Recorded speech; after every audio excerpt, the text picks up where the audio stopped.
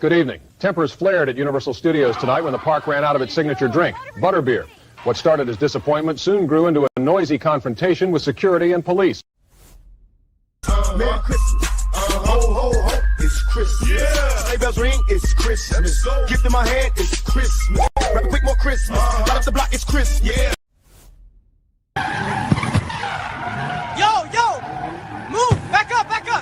Oh my God! It's hitting the monorail!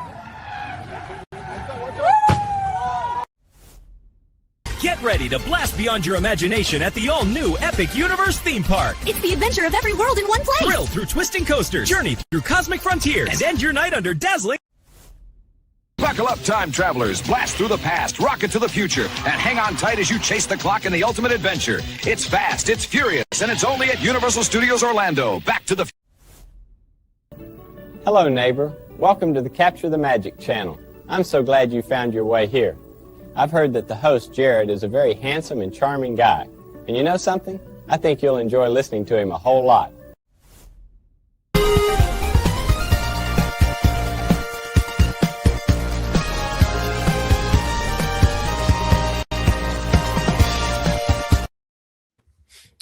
What's up, everybody? Welcome to the live stream. Happy Friday on a it's kind of a chilly Florida Friday night, and I kind of like it. I don't like it when it's in the 20s, but it's in like the 40s and 50s. I kind of like it whenever it's December.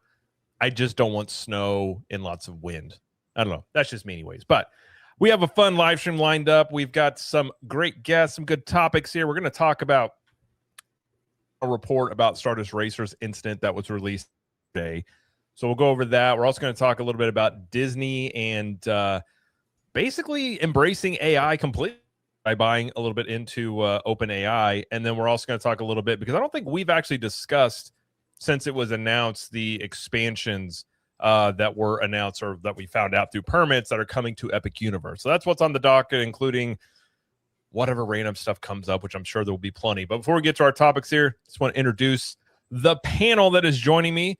First and foremost, we got, as usual, Slime Square, which you actually started a podcast on your channel. Correct. I did. I finally jumped both feet into the podcasting. I mean, I've been doing podcasting as a contributor on Orange Grove 55 and more recently Capture the Magic. However, I've now decided to create my own content. And for anybody that follows me now, you can follow me over there. I'm going to be posting once a week. It's going to be on Wednesdays. I think I'll probably post it later on in the day. But it's just going to be an analog style podcast. I'm not even going to be on the screen. And the reason I've chose to do that route is it's just a little bit more organic. Sometimes I find podcasting or listening to a podcast being distracting if I have to follow information on the screen. And I've chosen to go with the format that is just less distracting. You can keep your phone in your pocket, pop the headphones in or play it on your speaker, put the phone over there, continue what you're doing, and just listen passively to my podcast. It's a little bit more old school, but I don't know. It allows me to flow better. And I just find myself doing that with a lot of podcasts I listen to. Of course, except for Capture the Magic. You always got to look at this guy when he's on the screen. Gotta watch. And it has the entertainment value. Yeah. No, I know what you mean. Yeah, we did our podcast. I mean, it was years before we did a video version. So I completely understand where you're coming from. And, if I figure out streaming and content creating a little bit more down the road, I might do something a little bit more creative that requires some editing and things like that. But anyways, hey, look, hello, welcome everybody. Thanks for joining everyone.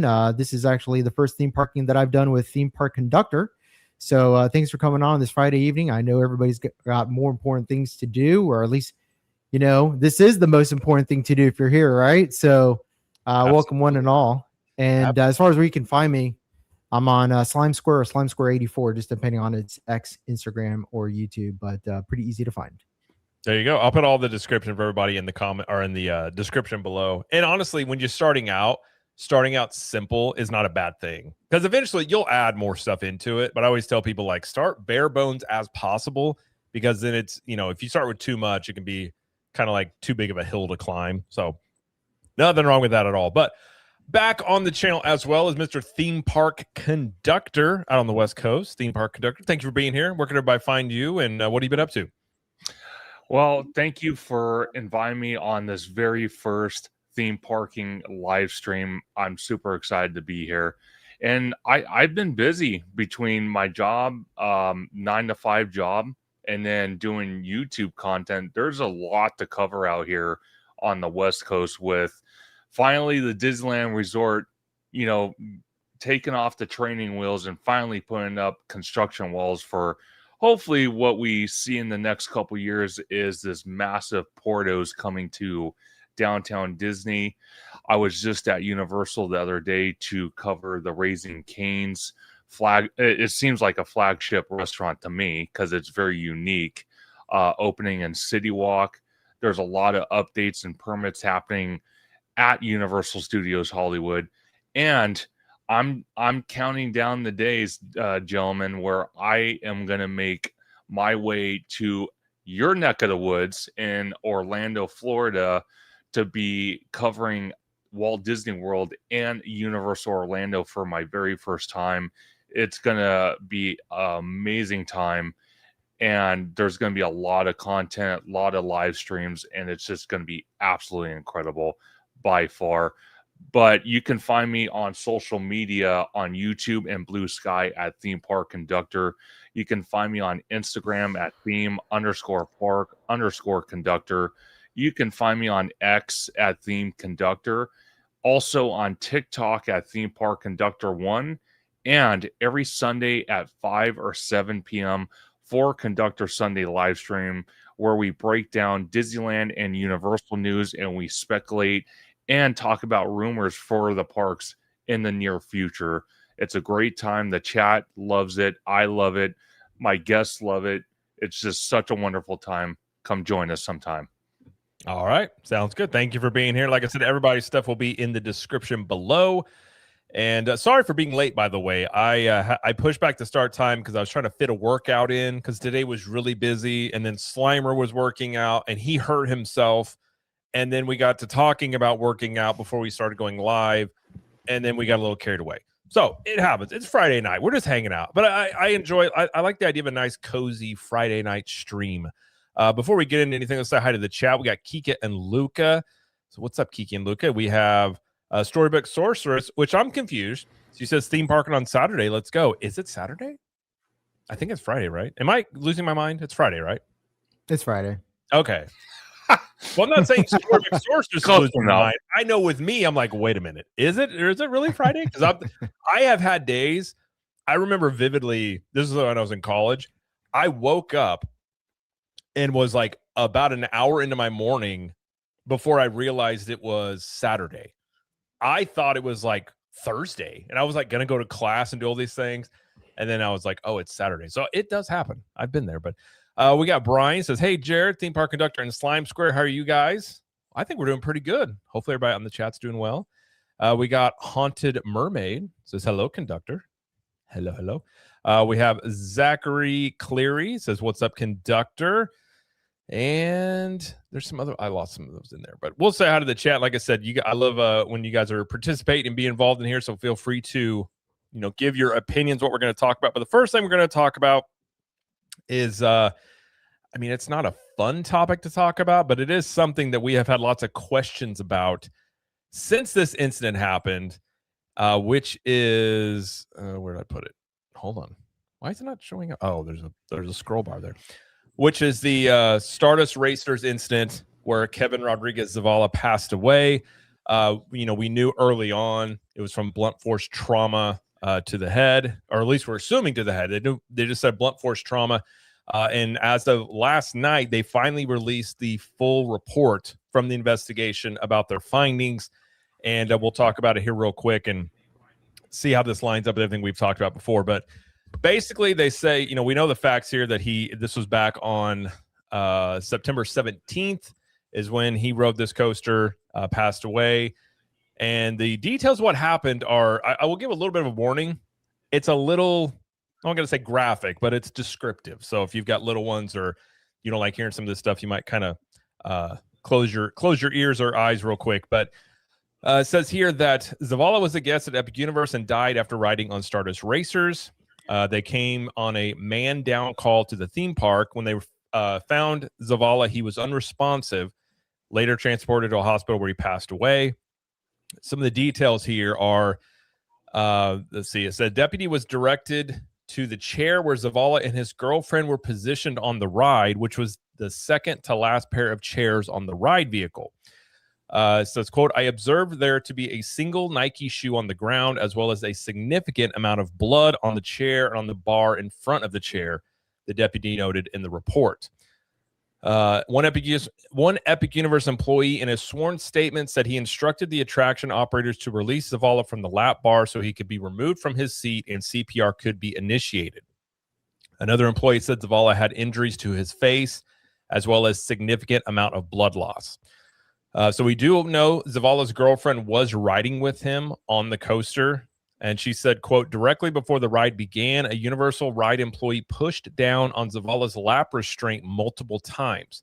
She said she remembers very little about what happened next, but remembers seeing him hit his head on the seat multiple times. Obviously, she was very shaken, had like a panic attack when she was giving her statement. Said... She went on to say that it took approximately 2 to 3 attempts to get the safety bar to secure around Zavala. She believed he was secured in, but Zavala flew forward, striking his head multiple times on the first hill. She said she tried to hold him back, but she couldn't do so, was crying for help. This sounds terrible. Was crying for help during the ride, but nobody could hear her because obviously you're on a roller coaster. So there was a doctor. This was like sort of reported about, but it wasn't confirmed. So there was a doctor that was in line to ride this that did jump into action.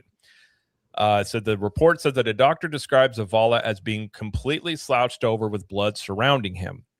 She noted that the ride staff appeared to have been frozen, so she proceeded to jump over the fence and ran around the ride to get closer to Zavala. She noted that he was completely unresponsive as his arm was hanging over the side. She continued to try and see if she could get a pulse, but she could not find one. And I think the thing that's the most shocking about this is the doctor explained that his legs shocked him and said Zavala's femurs were completely broken in half and resting on the back of the chair. What? So that goes into some more basically the full details of sort of what happened in this report. They came away and said that they're not pressing charges against Universal, and essentially this case is closed. You guys have any thoughts about any of that, and anything that, you know, we had a lot of assumptions about what happened. Does any of that surprise you, or kind of what you guys were sort of expecting? Slimer, you go ahead. Well, I certainly didn't expect it to be that graphic. I think that was a little bit more graphic than what we had initially heard. I mean, we already knew about the blood and the blunt force trauma that we already knew, but read that part about his femurs again. That was the part I had to reread, and like visually thinking about that is, it's a grotesque scene. So the exact quote here on that part is, hold on, I just had it. Let me find it. Here we go. Hold on. Where was it? Oh, here we go. The doctor explained that, quote, his legs shocked him.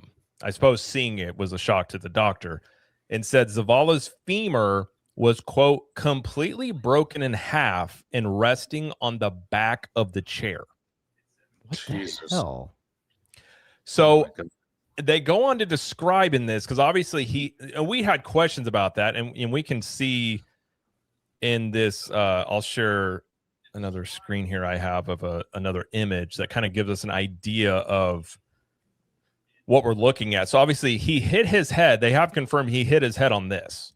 And so when we see this, like how far down that is, and that was the biggest question I had, was how in the world was he able to hit his head down that far? But there's two things that go with this. When people are paralyzed, they tend to have they fall out of their chairs a lot of times. So if you look in the photo of him, he is strapped to a wheelchair. So they already have a tendency to fall forward as it is.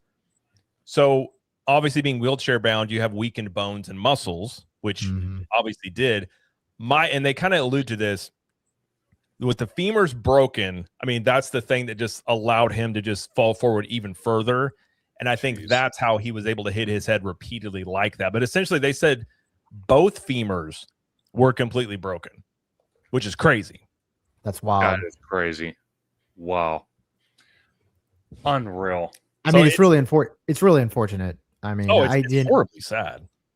Yeah, I really didn't expect it to be that bad, but the fact that they found no criminality, no intent for criminal mischief or criminal behavior, that really doesn't surprise me. I mean, this is a multi-billion-dollar company. They have no motive or no incentive to violate safety protocol. I mean, Mack Roller Coasters is a global roller coaster manufacturer, which probably sets the bar when it comes to safety protocol, or at least is playing the game.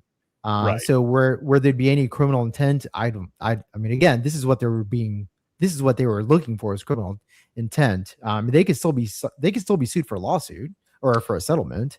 There could still be a settlement that comes out of this, but any criminal motivation has been completely ruled out. But again, that was expected. What wasn't expected was the femurs. Oh, yeah. Lord.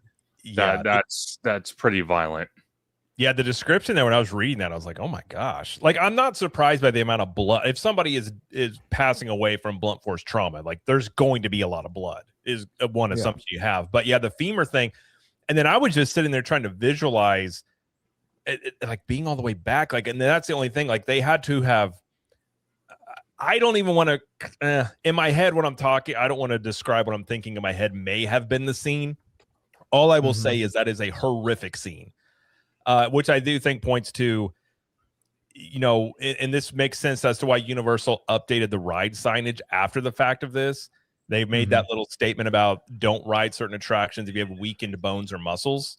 And I think obviously from this is what they're talking about, because I think they probably pretty, knew early on what was the cause of this. As the state officials and Universal had said really early on that there was no fault at Universal. The ride operated as it was supposed to. They reopened it a couple weeks later without making any changes to the ride itself. So Universal is operating from a standpoint of, we didn't do anything wrong on here. I think simply, he didn't heed the ride warnings. He rode this, and unfortunately, this was the outcome. But yeah, those details there, and I feel horrible. Like, his girlfriend sitting next to him, and like, just imagine riding next to somebody that you love, and you see something horrific happen, and you just can't do anything. Like, that is the stuff of nightmares. Yeah.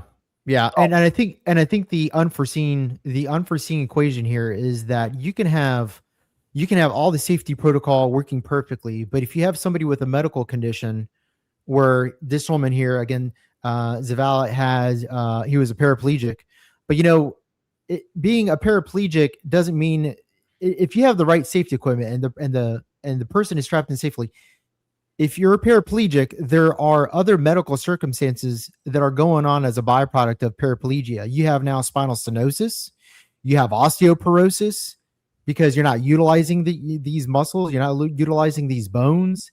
That's why his femurs broke. I mean, I don't know if they were impacted or if it's just due to just sheer compression. Yeah. And if your femurs are breaking from sheer compression, you got a lot more going on there than just paraplegia. I mean, you probably have calcium deficiency, stenosis, again, all the things that just listed. But as a ride operator, you don't have the time to account for all these things. You're not a medical expert. No, and so this is why these companies train these employees to just simply say, look, if you can't get on the ride by yourself or with a family member helping you, we can't not let you on the ride. Simple as that. And I understand the additional language that was put into the warning sign, because again, there are like secondary and tertiary effects of some of these medical conditions that even the ride, or that the person that's trying to get on the ride maybe doesn't take into consideration themselves. Right. And of course, at the end of the day, it's that person's job to determine whether getting on this ride is going to be safe for them or not. It's not the job of Universal Studios or Disney or Six Flags. But this is a takeaway I didn't expect, these like secondary and tertiary medical conditions out of paraplegia, because I haven't heard that discussed yet, but the femur thing really made me think about this from an angle, from a light that I didn't before. Yeah. Oh, and there were, go ahead, conductor. I'm sorry, I didn't mean that. Oh, no. I was just going to agree with Slimer. It's something where I kind of thought, thinking in my head how this is going to play out, but I think it was Kiki and Luca right at the beginning of the chat was saying that there's a reason why Ben Crump's been silent, and Slimer made a great point. Maybe there was some type of lawsuit filed and it's already been settled. That's why we haven't heard from Ben Crump.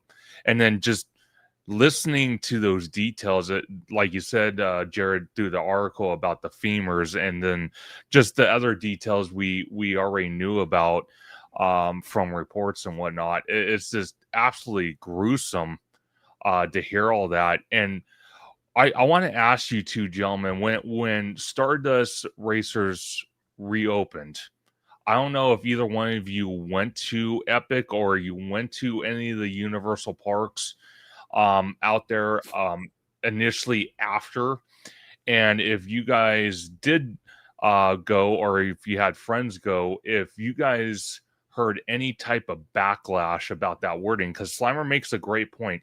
The way they worded the new term, language on these warning signs, I can only imagine the first couple weeks, there was a lot of backlash and confusion, and a lot of people that are disabled that want to go on these attractions and that were denied in the process. They probably were not too happy about it, especially if they were coming from out of town, out of state, out of country to come to any of these parks and have to face that issue.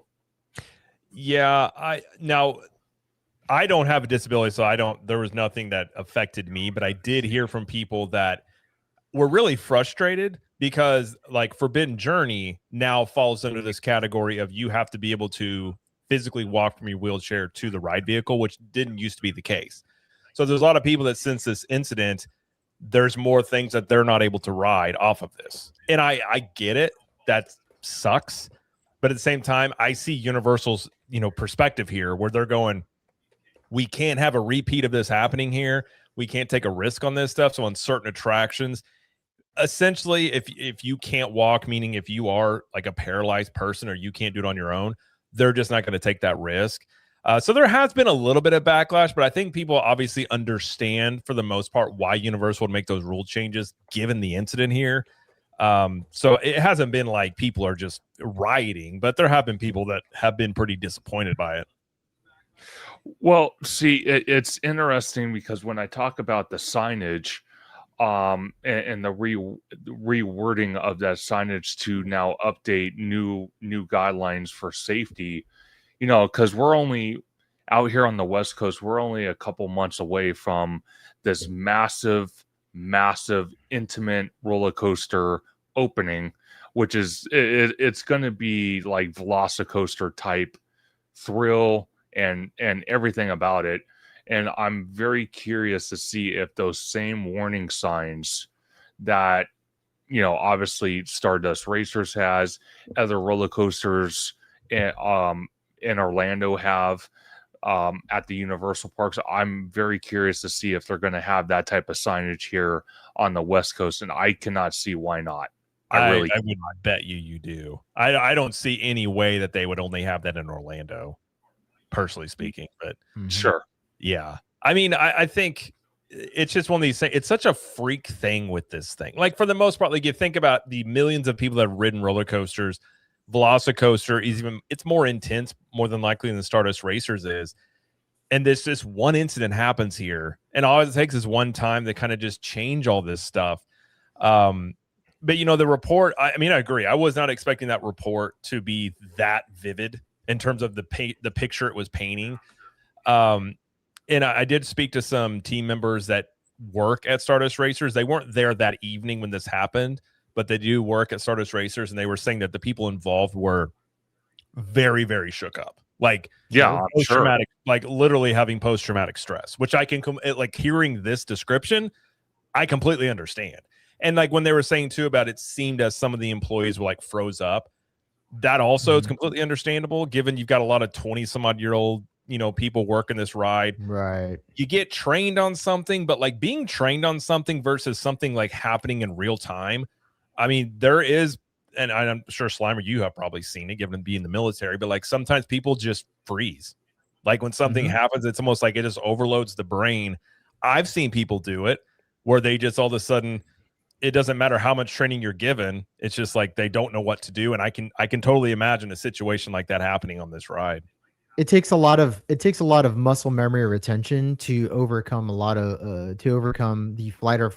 fight or flight response.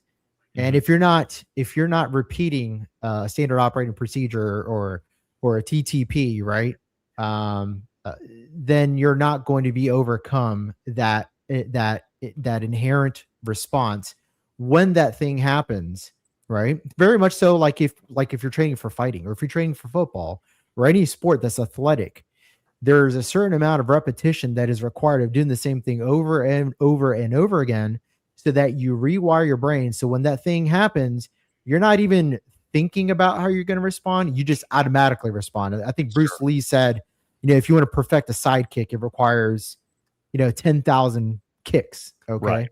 Right. So these crew are not trained to do any of that. They're not medical specialists. They're college kids. If that, maybe they're taking a year off between high school and college, man, 21, 22, 25 years old sometimes.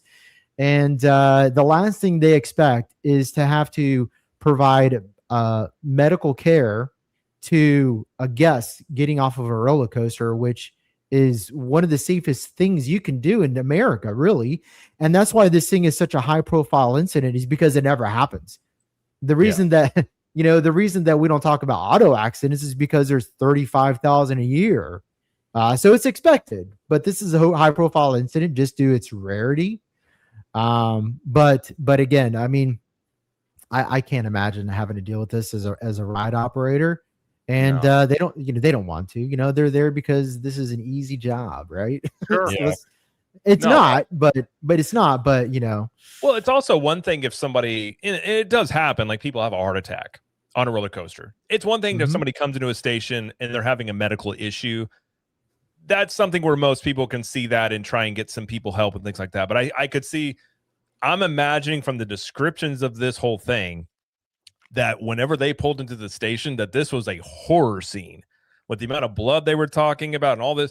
And that's the part where I could just see the, like, what in the world do we do? Like, right. And luckily it sounded from what they said in the report, at the same time they lifted the lap bars, that is when the paramedics showed up. So they had paramedics on scene. They also had that doctor there. So he got attention very quickly.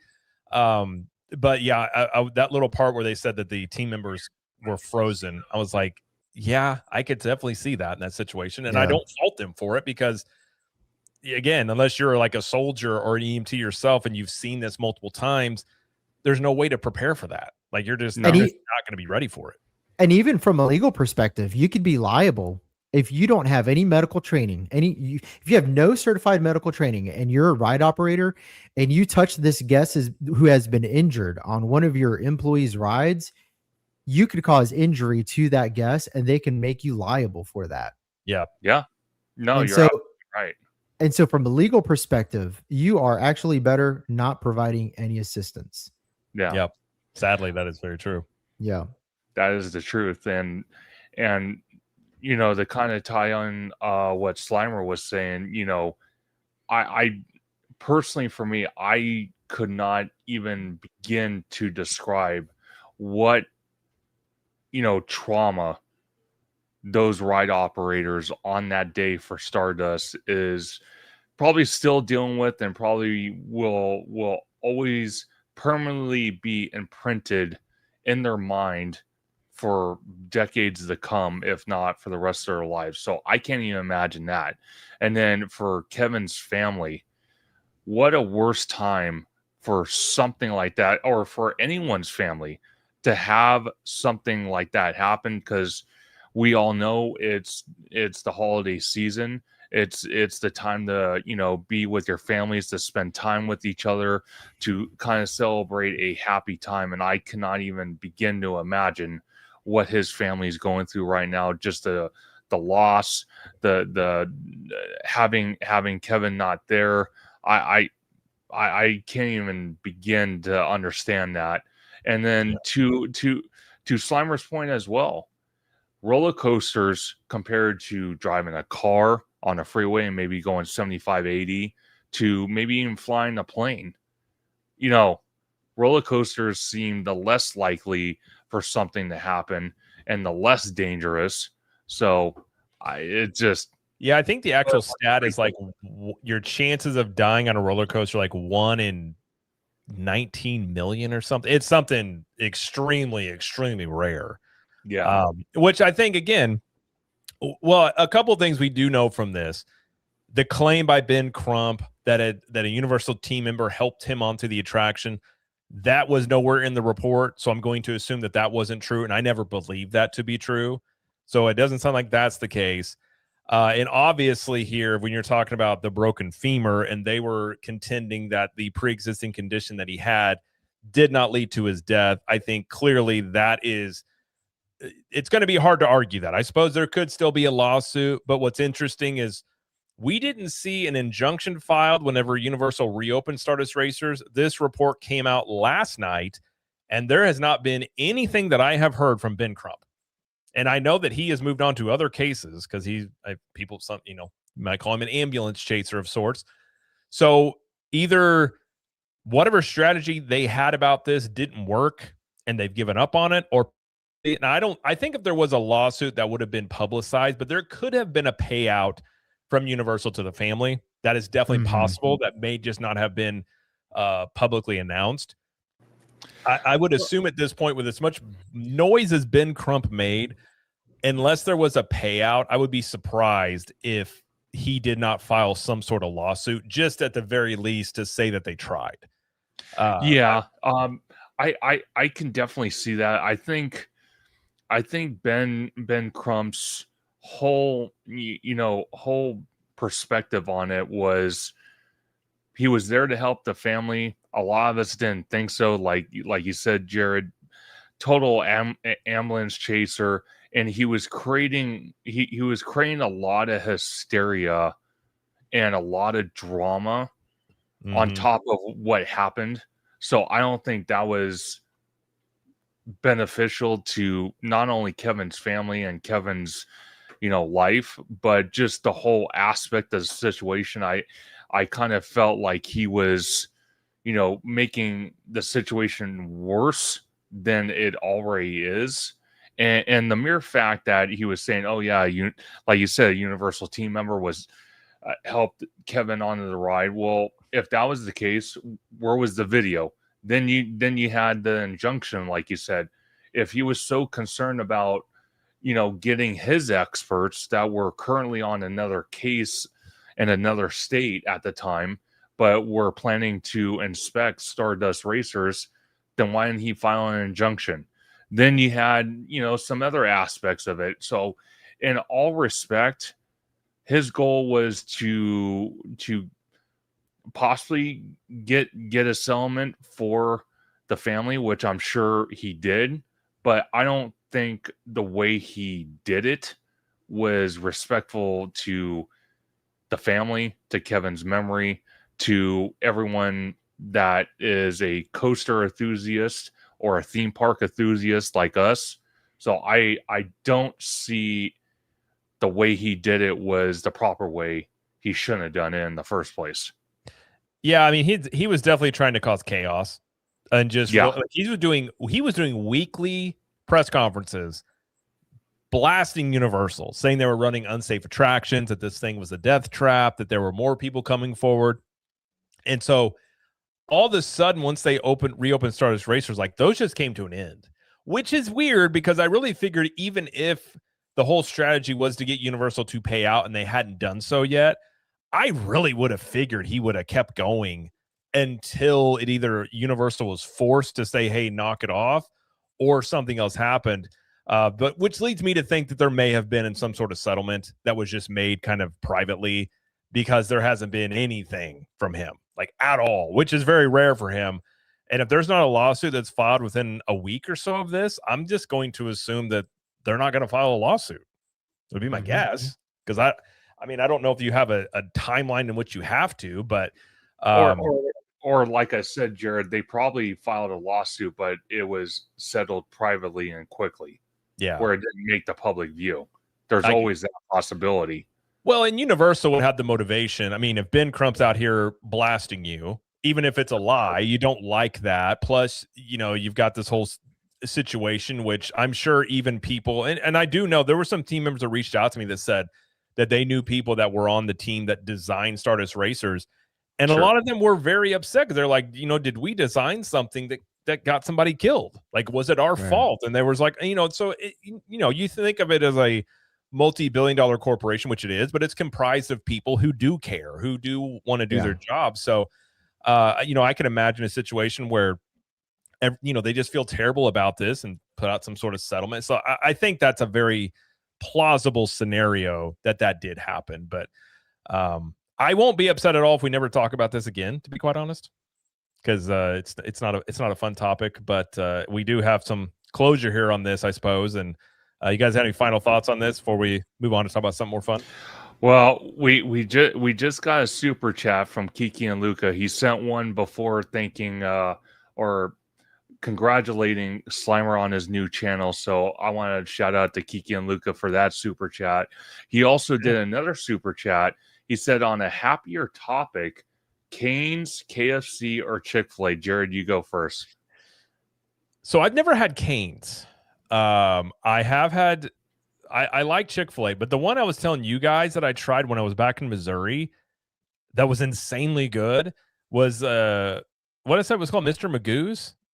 Mm-hmm. Is that what it is? It's something Magoo's. They used a tenderloin.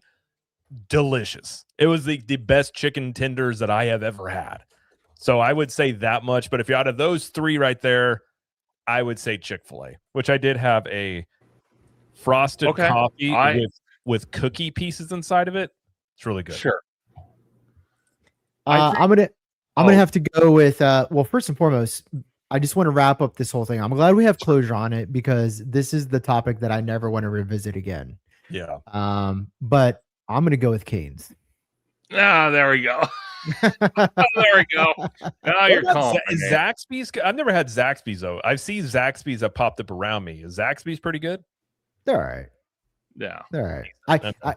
Cane's is more elevated, and but I'll be honest. I'm gonna go ahead and throw in a wild one here. Dave's hot chicken is better than all those. Yes. I've never had that either. I actually tried Dave's probably about 6 months ago, and I was not disappointed.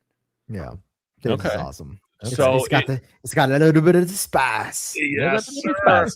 Yes, sir. So to answer Kiki and Luca's question, if I had to rate the three, I would probably go Cane's, Chick-fil-A, KFC. Because don't get me wrong, KFC still stands strong, but they aren't what they used to be back in the day. So Cane's, Chick-fil-A, KFC for me. Mm-hmm. KFC, KFC is kind of like McDonald's for me. When McDonald's like fresh French fries or the burgers are actually like at their peak, they're still really good. It's just the consistency, because like at peak KFC is still good. Like the mashed potatoes and gravy are still good. But the last time I got KFC, that gravy was brown water, and it was the whole meal was nasty. So it would come down to the consistency of it. So I think if it's still at its best, it's still pretty solid. But it's not like I haven't had KFC in probably 4 or 5 years. I think if we're talking consistency, I would actually put Taco Bell pretty high on the list. I completely agree. I think Taco Bell is I love Taco Bell. You can still go. I ate there when I only have Taco Bell when I go to Missouri for whatever reason. But I think I got like 3 burritos, 2 soft tacos, and a drink, and I believe it was like $6. Hell yeah.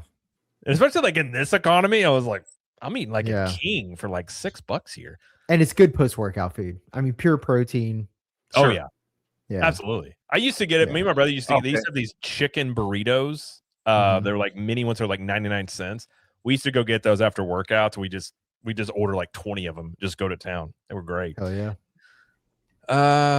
Although consistency, I would say Chick-fil-A is pretty high. Yeah. Chick-fil-A, Taco Bell are probably your top 2. Yeah, like good service, good consistency, I would say. Yeah, so Brian actually posted in the comments, he's like, I really hope they don't bring Raising Cane's to Universal Orlando. You know what? Since I said on my list, Chick-fil-A is literally right under that. You guys can have a flagship Chick-fil-A in your city walk then. I mean, I'd be okay Why with not? that. I would not complain about Raising Cane's. I wouldn't complain about Chick-fil-A. I mean, personally, what I want is that Magoo place to show up, because that thing, if that was near me, it would be a problem for me. It was that good. I ate it twice. I found out about it halfway through our trip, and I had it twice in a matter of like 2 days, and I was like, this is going to be a problem. But shout out to Vinton Solar. What's up, Vinton? Got a $3 super sticker. Appreciate that, Vinton. And I think I saw Vinton say he chose Chick-fil-A, which is, listen, it's hard to argue with Chick-fil-A. Burf90 said no Popeyes. I haven't had Popeyes in a long time. I'm not really sure where Popeyes is right now. I've had them a couple times, but if I had to do a comparison, I'm sorry. I still think Cane's is I like Cane's better, because I kind of like where Cane's, like, their philosophy came from. Because if you think about it, when you look at Cane's and then the kind of simplified menu they have, and then you look at In-N-Out, it's almost identical. They don't have like 50 items on the menu and all these customizations. It's simple and it's straight to the point. My reptile brain loves that. So I'm the same way. And by the way, the marketing philosophy, you give people too many choices, they won't make any choice. yeah, Like that's right. By the way, did you see the latest In-N-Out burger opened in Tennessee somewhere, and they had 5-hour waits? I believe that. By the way, I don't. Is there one coming to Florida? Because if so, we need to go. I would assume the first one would come to Orlando, and if that's the case, yeah, we're gonna have to go check it out. Like, I will make a special trip. Just it would be a pilgrimage. I like In-N-Out. I still think Five Guys is a better burger, but In-N-Out is very solid. Mm-hmm. I agree. I also love how the comments pretty much turned on fire as soon as we started talking about food. Absolutely. Everybody's hungry on a Friday night, and it's more fun to talk. I mean, honestly, I'd rather talk about food for 3 hours than talk about an unfortunate death on a roller coaster. So yeah, I was happy to have the palate cleanser here. Keegan Lucas said, what do you guys think of El Pollo Loco? I've never heard of El Pollo Loco. I don't know if that's a South Florida thing, but in South Florida, there used to be this place called Pollo Supremo, which was just off the chain. I mean, it was so good. Really? It was a Cuban chicken grill. Oh my God. Sounds so good. It was so good, dude. Cuban food is underrated. Way Cuban underrated. Food is pretty solid. I went to a Cuban restaurant one time, and there was this little old Cuban lady that ran it, and they made those little Cuban sandwiches. Mm-hmm. It was like one of the best sandwiches I've ever had in my life. And it was not some little old Cuban lady making sandwiches. I'm like, I respect that. Hell yeah. I would eat that all the time. Burf90 says their spicy chicken is killer, and the mashed potatoes with Cajun gravy, if you better than the chicken. Are you talking about I think he's talking about Popeyes.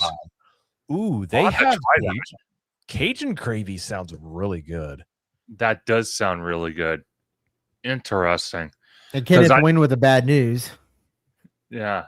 Hey, not bad at all. I wonder. I didn't do it obviously because working for Costco, I get a free turkey as an employee every year. But I guess Popeyes did this Cajun, seasoning turkey that they sold at locations. I wonder how that was. I bet people enjoyed that. That sounds pretty dang good. I'm not gonna lie. I've heard of a Cajun turkey before.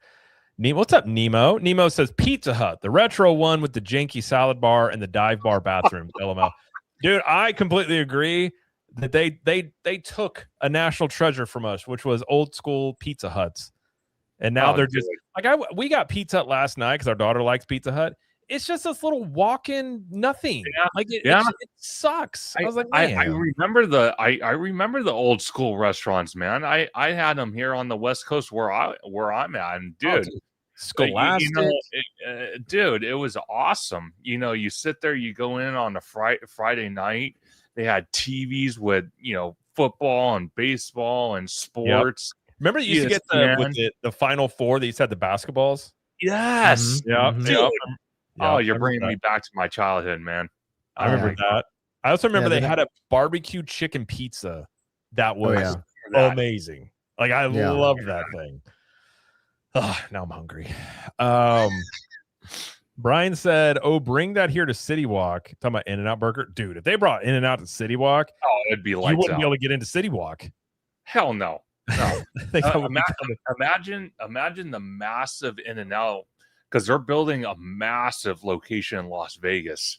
Imagine how busy that damn thing is going to be once that opens. So if they opened one of those in City Walk in Orlando, you're absolutely right, dude.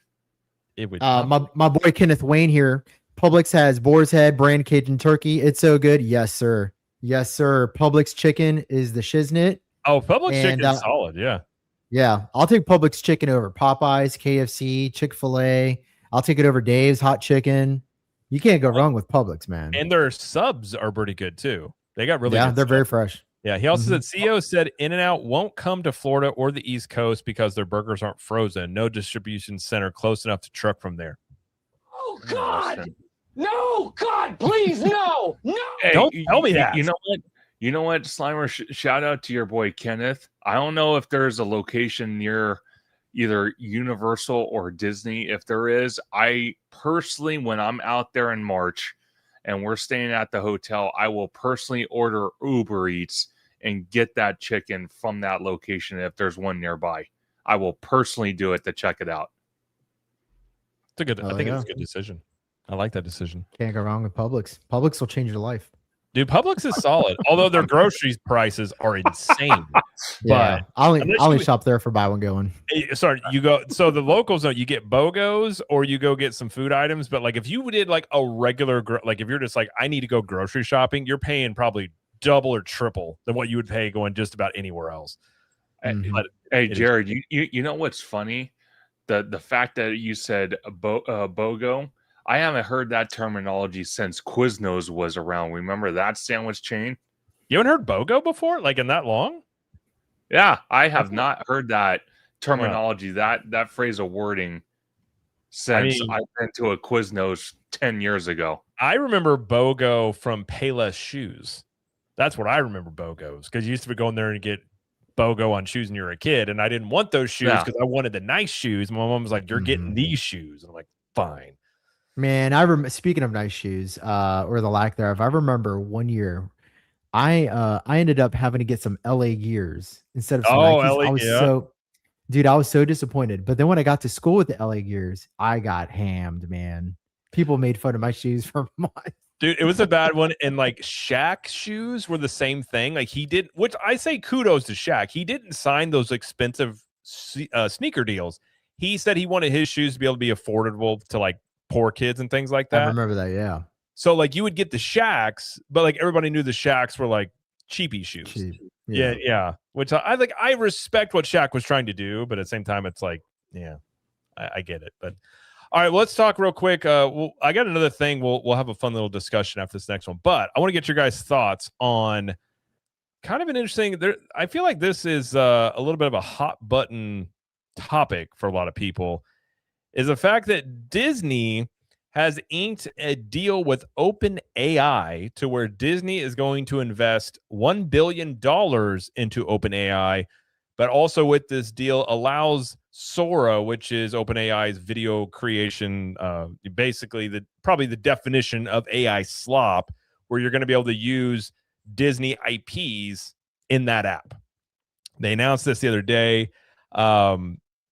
Really, the reason the verbiage that Disney has used on this is essentially to say you're going to be able to use your favorite Disney properties for all this stuff you want to create. They're going to implement or have some sort of section of this inside of Disney Plus, where I suppose they're going to pick certain ones from user content to feature on there.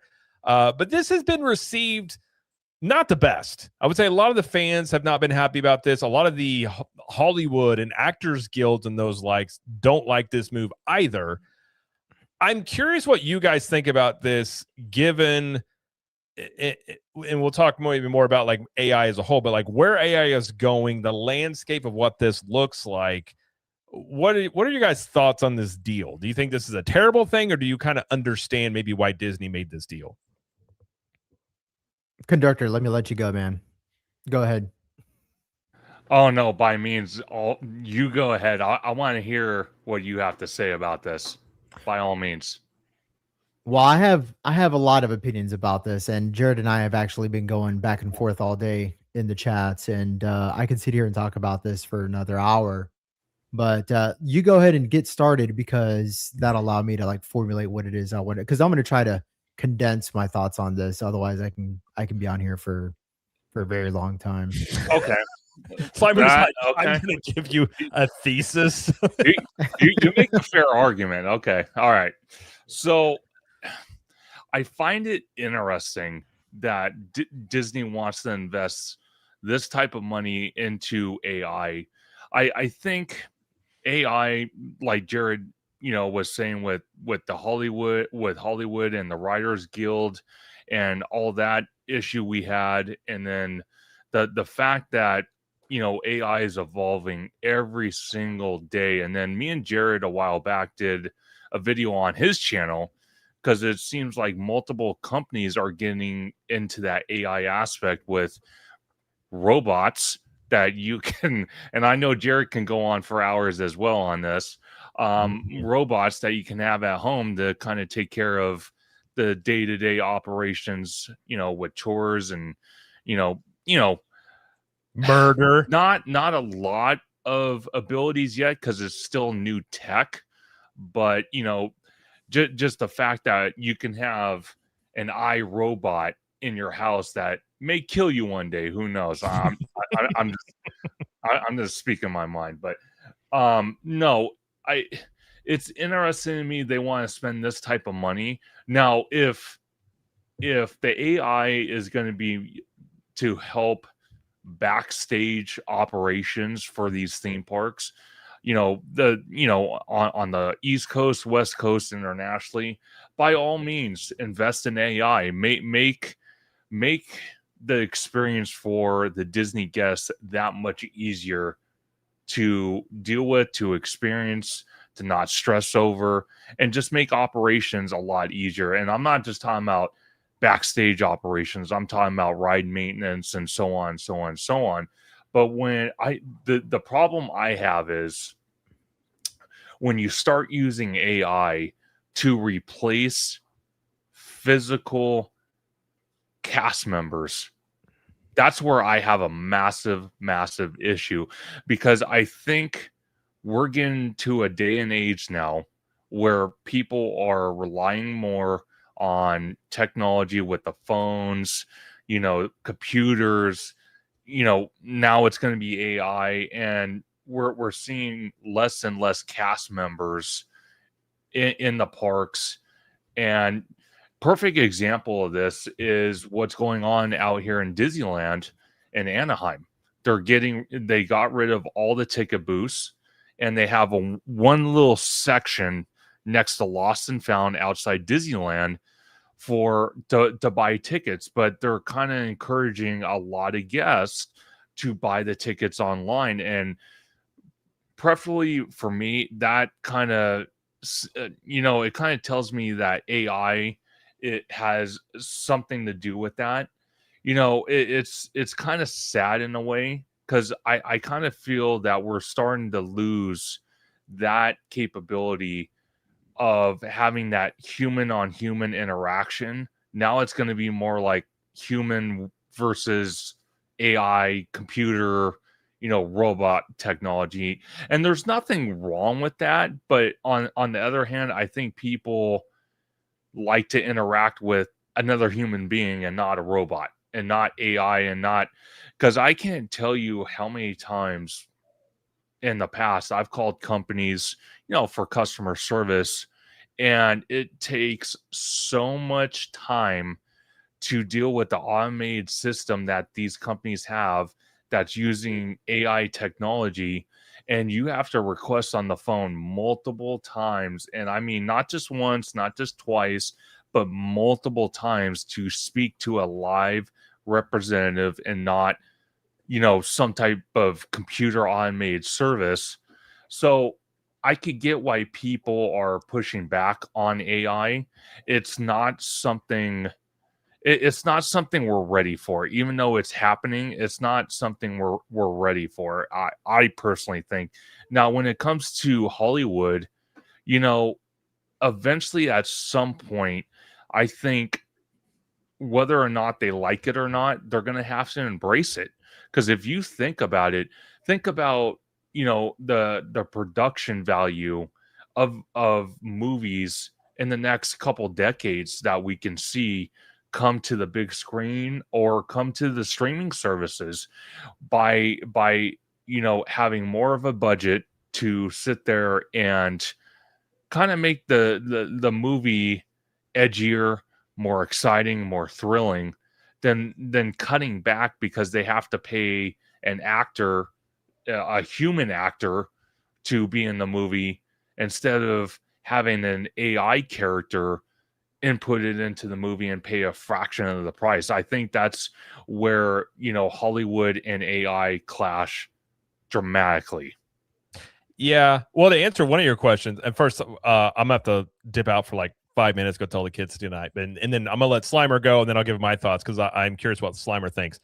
You're probably gonna see one of the first iterations of AI in terms of they're gonna have people like AI robots talking on the phone. They're already doing it, and in many ways, this will replace call centers. So and you're gonna see this in infrastructure a lot of ways. Before it really comes into the theme park stuff, which it will do that. But Slimer, you go ahead. I will be right back, and then we will pick up on this. I just got to tell the kids good night real quick. All right. Yeah, sounds good. All right. So this deal that Disney inked with OpenAI to bring more than 200 characters to Sora video platform.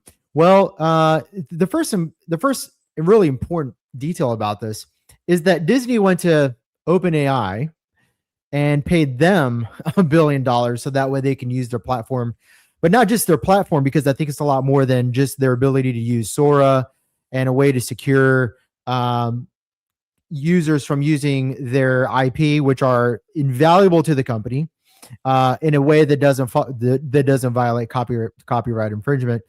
And just in case nobody knows, they did file a cease and desist, a lawsuit against Google and Gemini for the very same thing, pretty much the same day or the same week.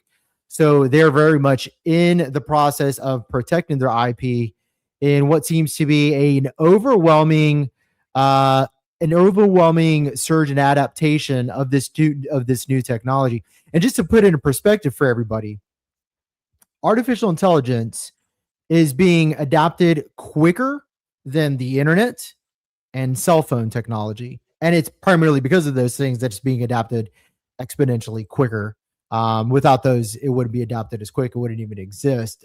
So this is just a progression of technology, if you will. But when it comes to Disney securing this deal for Sora, I think there's a couple things that we can take away from this. One, it's not just about Sora. The Sora announcement is kind of Disney's way of saying, look, we're going to be making a deal with a major AI technology company. One of the benefits for you as the consumer is you'll be able to interact with our Disney characters using a Sora platform, which you guys are already familiar with. And you guys can create these, scenarios interacting with Darth Vader, Chewbacca, Elsa, whatever, in a way that you see fit, as long as it meets like the parameters that Disney and OpenAI both agree with. Okay, so there's that. My problem with this as like a pitch to the consumer of a new product is that it's very low effort and very low bar. Okay. I don't know if anybody's hearing this announcement of being able to utilize Sora as a way to create pictures of you with Darth Vader and R2-D2 and saying, wow, this is something that I'm going to be running for or running towards as a product. I don't think there's anybody out there that's saying that. What this seems like to me is like Disney's more interested in securing their IP as much as possible. And then the Sora thing is going to be the way to do that. So this is going to be that mediator technology that allows them to do that. They're also going to be giving their fan base a way to interact with their characters in OpenAI's AI platform, Sora. But then from that, they can also probably extrapolate a lot of data, which is going to be worth a lot of money for the company. And that data is going to be in the form of what is it that people are envisioning themselves doing with these characters when they type in these prompts. So these prompts are data, and they can utilize that for more targeted marketing. They can use that to influence how they're going to come up with new ideas for the parks, just based off of aggregate information. And this is going to save the company a lot of money when it comes to future developments and plans and marketing and things like this, which could probably, and I expect this to result in savings millions of dollars per quarter or per month, which is probably why the shareholders responded so positively with this announcement, because on the day of the announcement, the stocks spiked, which is good. So there's certainly some cost benefit analysis there's a cost benefit being done, or there's a cost benefit that is built into this adaptation into artificial intelligence into Disney's overall infrastructure. But what that looks like, obviously, we don't know yet. I don't even think Disney has a full grasp on this, and that's part of the problem with an adaptation for new technology, is that there are a lot of known knowns, but there's also a lot of known unknowns, and you also have unknown unknowns as well. So known unknowns are like, we know that there are things that are going to be a byproduct of adapting this technology that we don't know, but when they present themselves, we're going to try to solve these problems as they go. And that's just an unfortunate byproduct of new tech. Same thing happened with the internet, cell phones, right? Like, nobody anticipated viruses to be a thing. And then they became a thing. And then we've been dealing with that as we go. And as technology evolves, we come up with new antiviruses and new anti-malware, and it goes back and forth forever and ever and ever for, into perpetuity. But with AI, Disney, let me back up a little bit. And I think that Disney really had no choice. So historically, you just can't go against new tech. History has proven that if you go against new tech, you're going to lose. And in the speed of today's Silicon Valley, for Disney to stand by the wayside and see how this AI thing was going to go by other companies adapting it before they try to make any sort of ethical decision before jumping into the water with artificial intelligence, they would easily be left behind. Okay. They don't have the luxury. Nobody has the luxury of waiting to see what happens when a company adapts artificial intelligence, especially in the entertainment space, before going in head first and then making all the ethical and moral alignments as you go.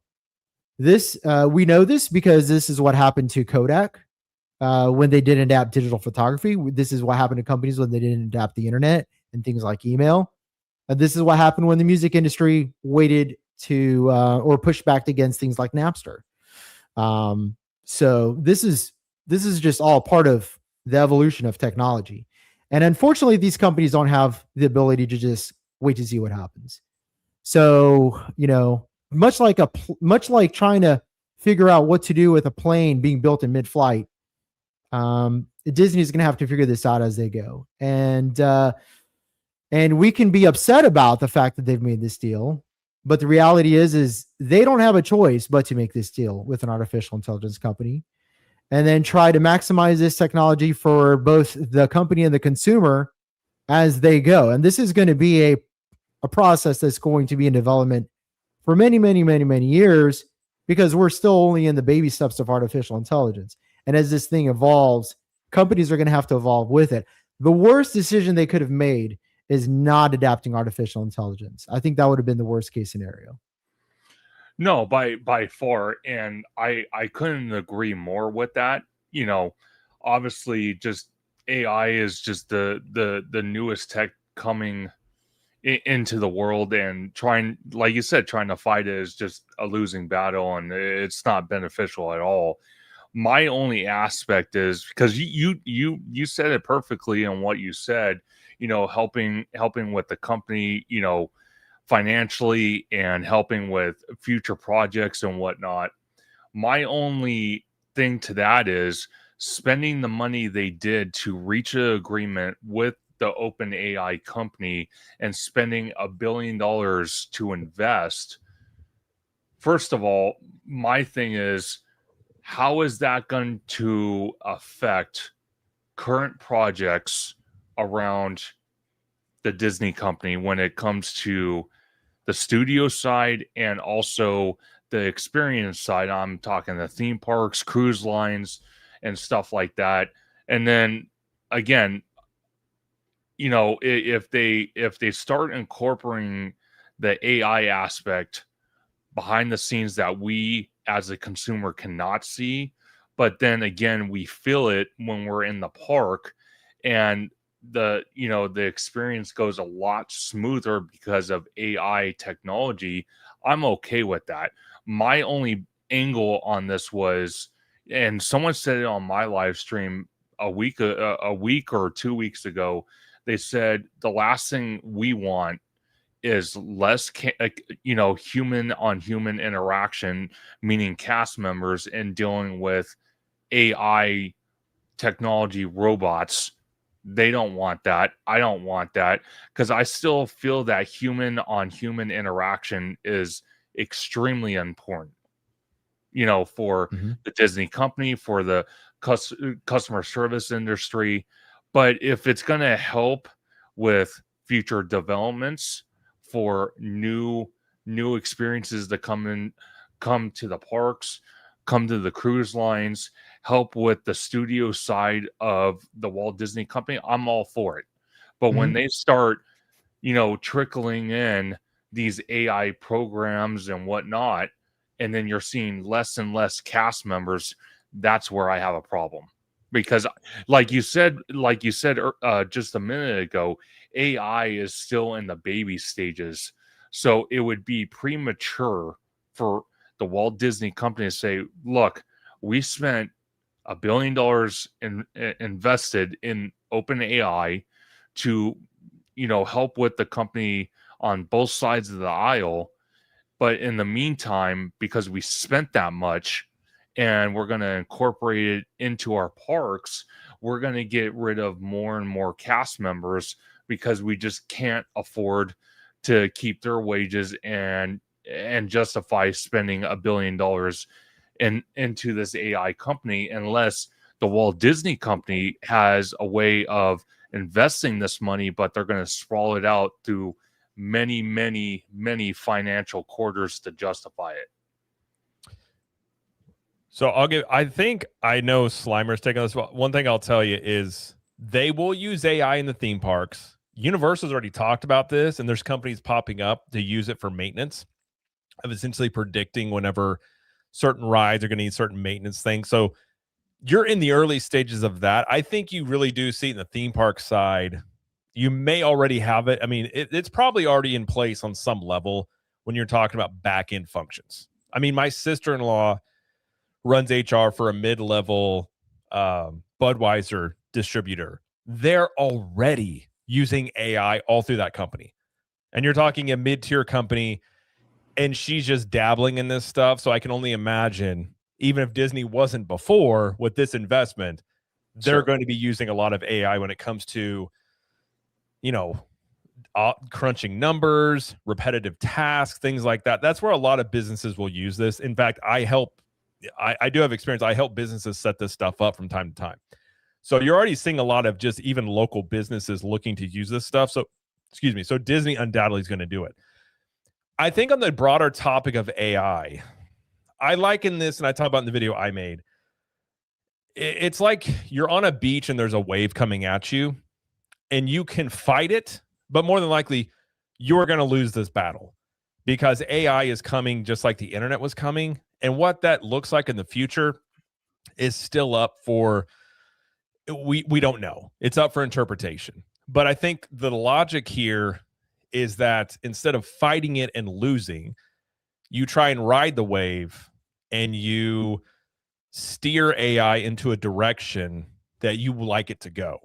And I think if you don't do that, especially Disney, you run the risk of your IP is already being used like out there. So if you don't do this, you know, you lose out on it. Like any opportunity to monetize it to creators and such like that. So I think this is their attempt to do it. But I think the messaging around this is not good. I think the messaging here of you can make AI slop with our IPs. I don't think anybody really wants that. Like, who is really asking to be able to go to Disney Plus and watch AI slop? I think obviously this is for future investments that they're just trying to mask as giving fans the ability to create content. And I don't like the messaging around that, but I understand why they're doing this, because if they don't do this, they will get left behind, as every single company and country out there is going to use AI. Well, yeah, exactly. Well, and the messaging is this. The messaging needs to be simplified because most people, everybody in the chat here is very interested in this because they're interested in things like Hollywood deals, pop culture, technology, ride technology. Like everybody here has pretty much the same modality when it comes to processing a lot of this stuff. But the general audience, when they say that a major company is adopting artificial intelligence, they almost get a sense of fear because they don't understand what the implications are. Sure. And that's normal, right? It's very normal for people to have fears, questions about the adaptation of new technology because it's not understood. We fear things that we don't understand. Disney's job as a PR, as a company that has to have very strong PR with his audience because they are the largest entertainment company in the world, they need to make it very digestible for both their shareholder and anybody that has the company within their line of sight, whether they're, you know, skeptics, critics, lovers of the company, and their PR needs to be very clear and direct and says, hey, look, here's why we need to adopt artificial intelligence. And I love the analogy you give. The wave analogy, I think, is a perfect metaphor. But one thing that I think wasn't communicated was the fact that things like OpenAI's Sora, any sort of generative AI, has an economy of scale that traditional Hollywood just cannot compete with. Like the ability for a creator to jump into one of these Gen AI programs and create whole worlds. The cost that is associated with that when you use traditional methods is a non-compete. It's a non-sequitur. And this is the technology that Disney's really invested in. But but furthermore, what I think that's going to do, and this is maybe a part of a longer conversation, is that it could possibly get Disney out of the duplicative nature of sequel syndrome. And by that I mean, by that I mean, if you give creators better tools and more tools to create new worlds at an economy of scale that is lower than what is currently available right now, then you have you open up the potential for new ideas to come into fruition and potentially have new IPs that wouldn't have been created otherwise because of things like cost associated with it. The main reason we see sequels over and over and over again and have been for the last 30 years is because financially it's a safe bet for the studios just to release another Jurassic Park, to release another Toy Story, to release another, right? Go on and on and on. But until we can do things, implement new ideas affordably, you're going to see the replication process continue in Hollywood for the next decade or two or three. And it's not that they want to make the same Toy Stories over and over and over again, but it's just that it's just like in biology. If replicating this thing works, they're going to continue to do it and throw away everything that doesn't. And it's almost like this biological replicational process has sort of imprinted itself into and Hollywood and how they make decisions as to what gets made and what gets put out and what doesn't. Obviously, there is a financial, qualitative, and quantitative aspect to it. The consumer tells them, "Hey, this is what we want." It's in the form of money, and now that's good, right? Like we have to have a standard we have to have some kind of a measuring tool to determine, or the studios rather have to have a measuring tool to determine what it is that gets done, gets put out. But the problem is they've fallen into this duplicative nature, which essentially is just ruining art, is ruining Hollywood. And if artificial intelligence can be harnessed to get us out of that, then let's see what we can do with that. Yeah, I think I've seen in the chat too, like a lot of people are again. I mean, I get it. Like it's a new technology. There's a lot of people that don't want it to be utilized. But the reality of it is, when you look at emerging technologies, there's always going to be disruption, and there's definitely going to be disruption. And don't get it twisted, and I don't like this, but AI is going to cost jobs. It is. It's going to make things more efficient. That's one of those things where Disney's not saying that's what's going to happen, but it will happen. And that's just inevitable of every company doing that. So I like to use the example of, say, Kodak. Kodak did not adapt to digital cameras because of the film side of things. They thought that it was going to hurt their film sales of what they sell on cameras. That turned out to be a really, really bad move by Kodak. So Disney could fight this. And I think Disney gets the most scrutiny out of any company that will use AI, even though all of them are and will continue to use AI. And there's probably ways in which they're using it right now that we don't even know. So if you resist this, and in my opinion, I do think it would be a losing battle. I don't think you're going to win this battle, as people are already using Disney IPs all over the place for stuff. So there's also this idea of, if people look at AI and they say it's nothing but bad, we don't want anything to do with it, then it becomes a self-fulfilling prophecy, because the only people that will be using AI are people who would be doing it for destructive reasons. People that would be doing bad things with it, versus people that are using it, trying to steer it in a positive direction. So this is all new. We don't know how this is all going to turn out. This is, again, a brand new technology. Who knows what these implications will be? But I think by getting involved with it, you do have a stake in it. You're trying to control it to a degree. Obviously, they want to use the tech around it. But if you sit on the sidelines of this, it's sort of like Napster and music. Like, you can go sue people. Yeah, you're going to win some lawsuits, but overall, you're going to lose that battle. You might win some battles, but you're going to lose that war. And I think the way that this is going is, there's going to be a lot of backlash to this because people are just against it. But as this continues to go on, I think if you're just a company that just stands against this, and I think this is what Disney's looking at, and like a lot of companies are looking at, is you are going to get left behind, as well as countries. This is not only your business doing this, it's every country in the world is doing this. So it doesn't necessarily mean that Disney is going to create AI slop, or other companies. Who knows what they end up using with it? But I do think getting involved with it is the thinking here, trying to steer it. But there's lots of questions, and Lucas and Disney brought up a point about people making videos where, like, Walt Disney, or who else did he use as the example? I'm losing my mind here. Stanley saying things that they normally wouldn't have said. Like, they'll have to put in guardrails for it and things of that nature. Yeah. But it's a messy thing. But I think ultimately, if you set this out, you are allowing whatever AI does. AI is going to affect you whether you're involved with it or you're not. So if you just set this out, you are just at the whims of whatever becomes AI, versus trying to at least somewhat have an impact on where it goes. So I can understand the thinking of it. I just think Disney would be better to communicate that. And, it's a very, like, I don't think Bob Iger fully understands AI. I don't really think anybody does. That's really, even these countries and these businesses that are investing billions of dollars, they don't understand it completely, but they're investing all this money into it. I think that is undoubtedly true. But I think they're just trying to compete in a world where they don't even know how this is going to affect them. It's all very messy. I will completely concede that.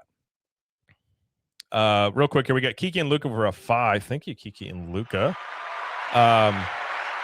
Says, I've read Netflix wants WB to get IP and make AI Harry Potter, AI Batman shows for cheap and put those shows on their platform in the future. I mean, I haven't heard that specifically, but it wouldn't surprise me. I mean, I think that's the question of AI is like, what will the audience accept? Like, you have the business side of AI, which was undoubtedly going to continue to grow. But how do audiences react to AI in the entertainment? I do think is a legitimate question, because if audiences reject it, they're not going to be able to just use AI if audiences don't show up for it because they don't want it. I do think that is a legitimate question going into the future of like animation side, like all that stuff. How will audiences accept it or reject that? I do think is a legitimate question, but there's still going to be that tech that's used on the customer service side, on the repetitive business end of things. Like, you're going to be using it on some level. I think the biggest question is in entertainment. And I understand that's where the Actors Guild's against this, and a lot of other people in Hollywood are against this. I think that is the most messy situation when you're talking about art and entertainment, for sure. Yeah, no, absolutely. And that's something that I think it warrants a discussion. It warrants a long discussion, because right now I think the big concern with generative AI is that it doesn't resonate with people, right? There's no resonance because you can't relate to it. The human experience is so abstract and weird, and it's so artificial that in terms of a medium for trying to convey the human experience and the truth that we can get from watching a film, like let's say Saving Private Ryan or Schindler's List, it doesn't exist there, right? So to call it equivalent to a film or a television series which has resonance and evokes the human experience through the actor's portrayal of characters, until artificial intelligence is able to get to that level, people are not going to resonate with AI. And so that's a conversation that needs to be had. Like, if generative AI is going to be something that we're going to do, then generative AI creators and non-generative AI creators need to establish objective standards of what objectively good generative AI content is. Because without those standards, one, you don't have anything to shoot for. And then two, what are we doing, right? And this is why we have things like the Golden Globes and the Oscars and critics and general audience scores, right? We have different measuring sticks across film and music. And we can say, hey, look, like, this is objectively good. This is something that you can strive for. This is an objectively good director. But we don't have any of that with generative AI because it hasn't been around long enough. I mean, we're like in the Buster Keaton era of filmmaking for AI. You know, like you can't say that Buster Keaton movies, I mean, as good as they were for the time in 1908 or whatever, for as good as they were at the time, you can't say that that's like the apex of film. It's not going to grow anything beyond that. We're going to judge it explicitly based off of those films and disregard everything that came the 100 years after that because this is what it was then. Obviously not. That's crazy. Yeah. But there needs to be a larger philosophical question as to, like, how are we gonna judge good and bad AI content? Because obviously right now a lot of it's bad. Some of it's good. But there needs to be a guild that comes together and a body of creators, and they need to establish standards, because without standards, generative AI is just going to be slop. But I don't think that's going to happen. I really don't find that to be the case. I actually think one of the things you will see, and before we go on, just real quick, we got a $20 from Daniel Alpine, 1994. Thank you very much. Said that's kind of news that has made me deeply resent this broken world. Screw corporate greed. Now I'm stuck with old film and TV that's not AI slop, but I'll suffer nostalgia depression. I give up on life. Well, first off, don't give up on life. I understand the sentiment there. I would say we're in the early stages of this, and like the stuff you were saying about is it objectively good? I think these are conversations that need to be had. And I think, again, if you are able to be involved in those conversations and by becoming, like, let's say Disney is now part of OpenAI, they now have a seat at that table to try and steer it in a direction that does uphold qualities and things. I think if you don't get involved in this, again, you're just sitting on the outside and the whims of this will just be imposed on you. And so I do think there is a need, and eventually there will be something that pops up to where there's sort of a, you know, they probably have labels about what's AI in certain levels of this. But I think when you look at this, like human nature always tends to look at the negatives of things. That's kind of how we're wired. There will be positives out of AI. I mean, again, you talk about a small studio, and somebody, I think Remy D even said, there's some really good, even like Star Wars AI films that are out now that people have created. So you're going to be able to have individual creators and smaller studios make entertainment that they normally would not have been able to make that could compete with Hollywood. So if you're talking about a decentralized entertainment environment, I think that is a possibility of where you'll have more choices. The real question I just go back to is the audience accepting AI or not. Now, I could see audiences not accepting AI from major studios, but let's say Slimer, you made some short film using AI. I could see a lot of people being like, oh, that's really cool. I like that. And I think it may depend on who it comes from. But it's just, it's one of these topics, like there's a lot of, obviously people have a lot of opinions, and we're just in the very beginning stages of all of this. So, yeah, you know, you can kind of look at this, what it'll be like. But I think when you're talking about emerging technologies, you can make an argument, though, as quickly as AI is moving, Disney might already be too late to really steer this very much. But the fact that they had lawsuits about this, they're now getting involved in this. At least I think this is going to set a blueprint. You're going to see other companies do the same thing. Probably with some of them will go with Google Gemini. Some are going to go with another company. I think it's ultimately going to be up to the consumer about what is accepted in entertainment when it comes to AI. But I can agree. Like, I don't like the idea. Like, I don't think it helps the Disney brand by you being able to go into Sora and make, Buzz Lightyear hang out with Darth Vader. Like, these are just like silly meme things that people will use it for. So I don't really think the audiences want that. But I think it will. Now, it doesn't necessarily mean that Disney's going to fire all their animators. They'll probably still have animators, but use AI to help rendering things and programs that they run and stuff like that. So it doesn't necessarily mean that there's just going to be AI slop for entertainment. But I think companies like Netflix, like Kiki and Luca brought that up. I think it was Kiki and Luca, or Lucas and Disney. They're going to try stuff. I could see Netflix being a company that definitely tries to use AI to see, excuse me, to see what people will accept and what they won't. And that part I do find very interesting, what people will accept, what they won't. Give me a second. Sorry, all of a sudden I'm choking. Whatever you ate, your body's not accepting it. Apparently.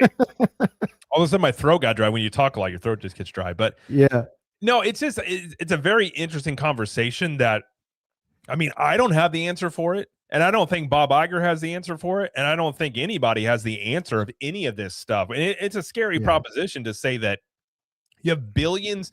At this point, you have trillions of dollars that are dumping into AI. And nobody really knows exactly what this is going to look like, say, even 5 years. Yeah. And I think that is, like, if you're Hollywood, rightfully so, to be concerned about this. And lots of businesses and different, enterprises are going to be affected by this. And so I do think it makes a lot of people nervous.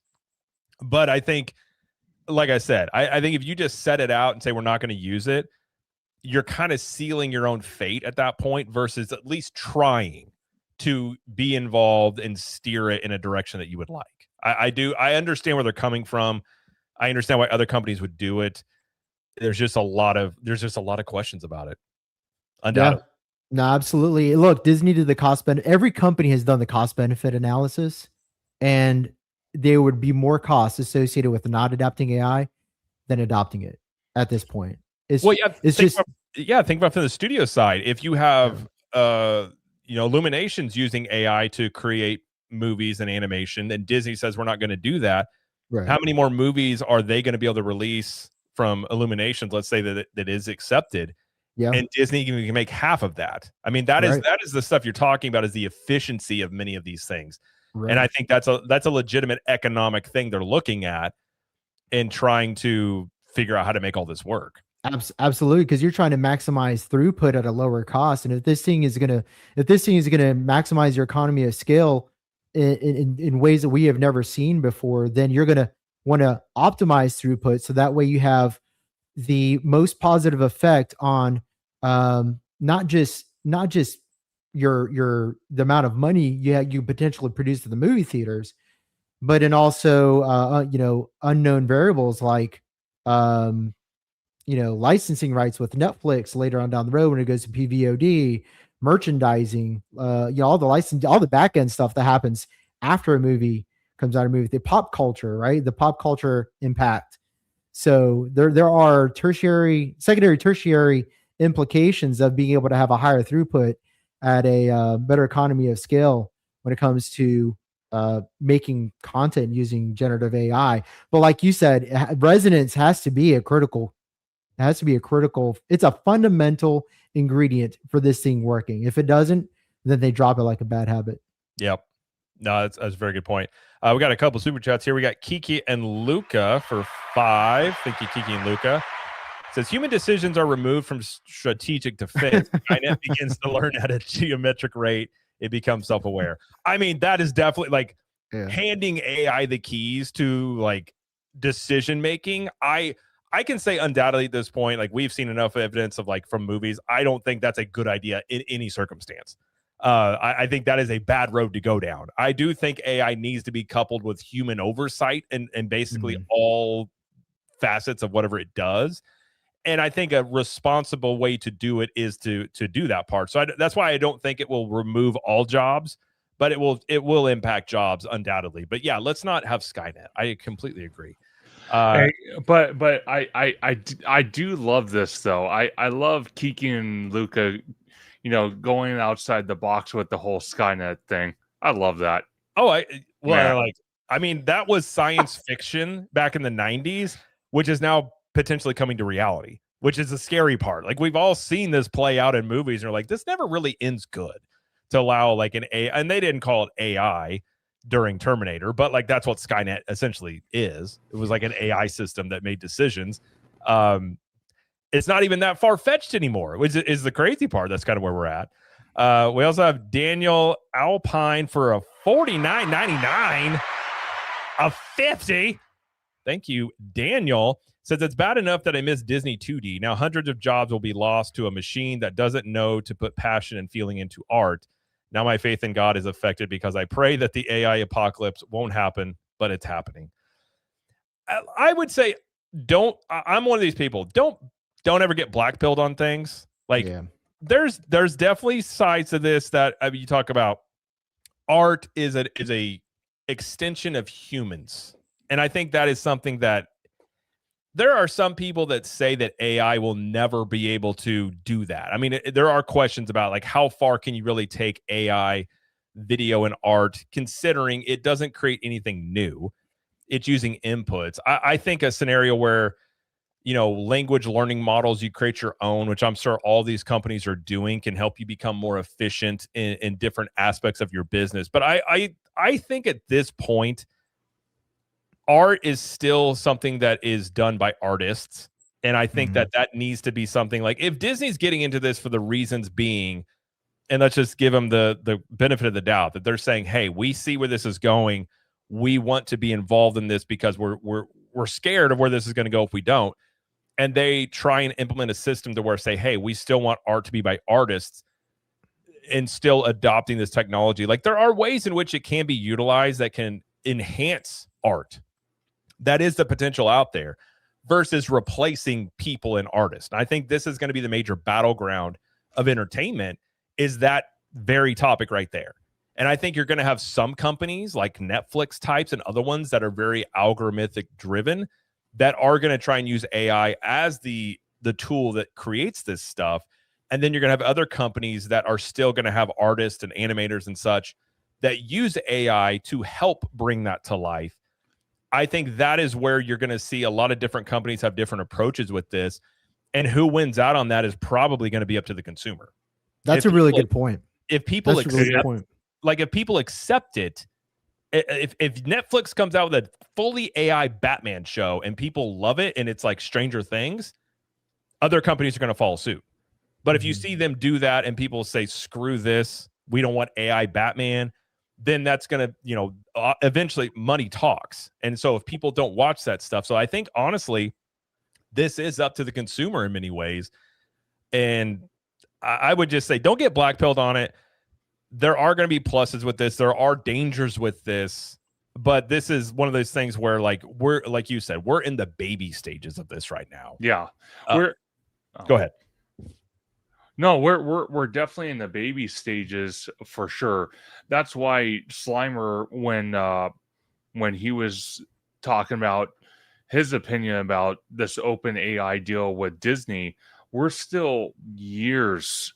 I personally think years away from seeing Disney incorporate the AI aspect, in the park where guests can actually notice it. I think right now their objective is to incorporate it in a way that helps their operations on both sides run a lot smoother. So I'm okay with that. It's going to come to a point though where Kiki and Luca, and again I use that Skynet thing they mentioned, I don't think it's going to get that crazy, but I think people are not going to be happy when they start really implementing the AI aspect and the technology where theme park guests can really notice it. I think right now, by them trying to learn about it, because Jared Slimer, you make an excellent point. Bob Iger or no one, and I'm speaking for the entire company, I don't think they know enough about it yet. And, like you both said, it's in the baby stages. It's adapting, it's growing, it's learning. But I also do agree. I think I forgot who it was.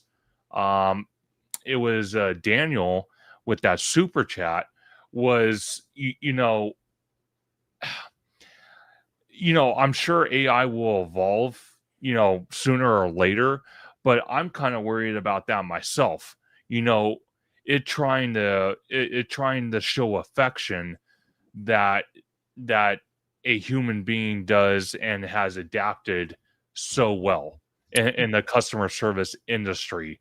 So that's something that concerns me as well. It's not just Daniel and the people in the chat, because if these theme parks, not just Disney, but Universal and Cedar Fair and all these other companies start incorporating that AI and they pass on the cost to the consumer.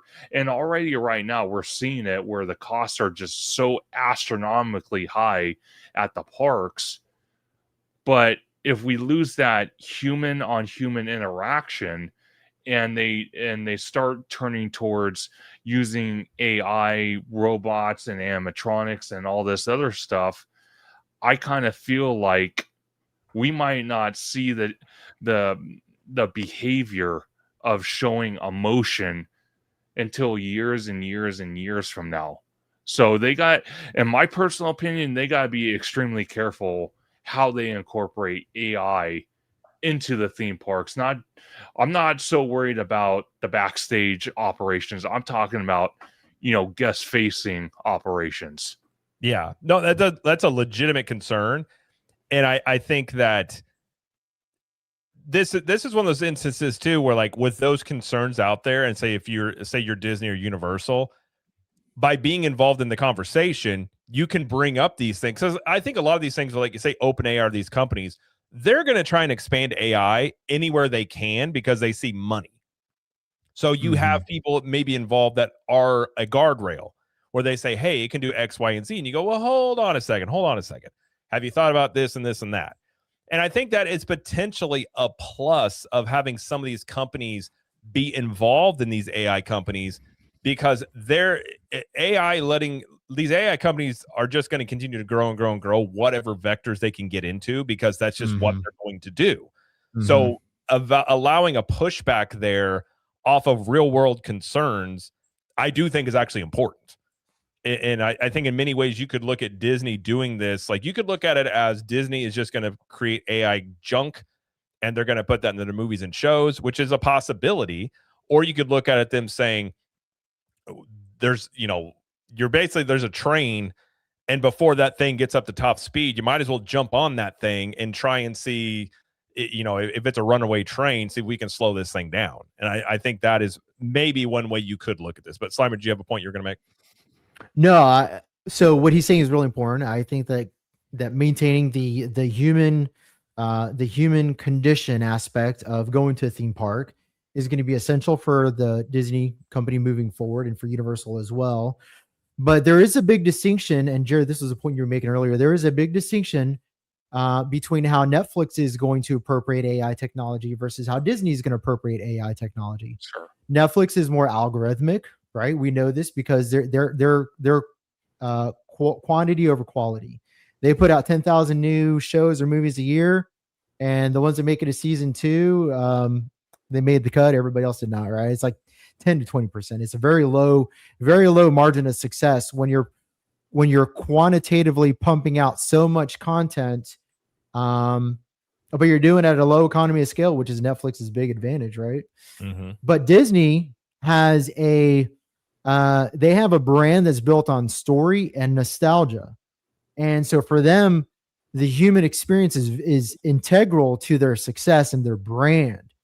And so they're going to be a lot more wary when it comes to utilizing artificial intelligence, or more apprehensive, should I say, to the implications of a colder AI. Let's call it a cold AI because that's how we're referring it to.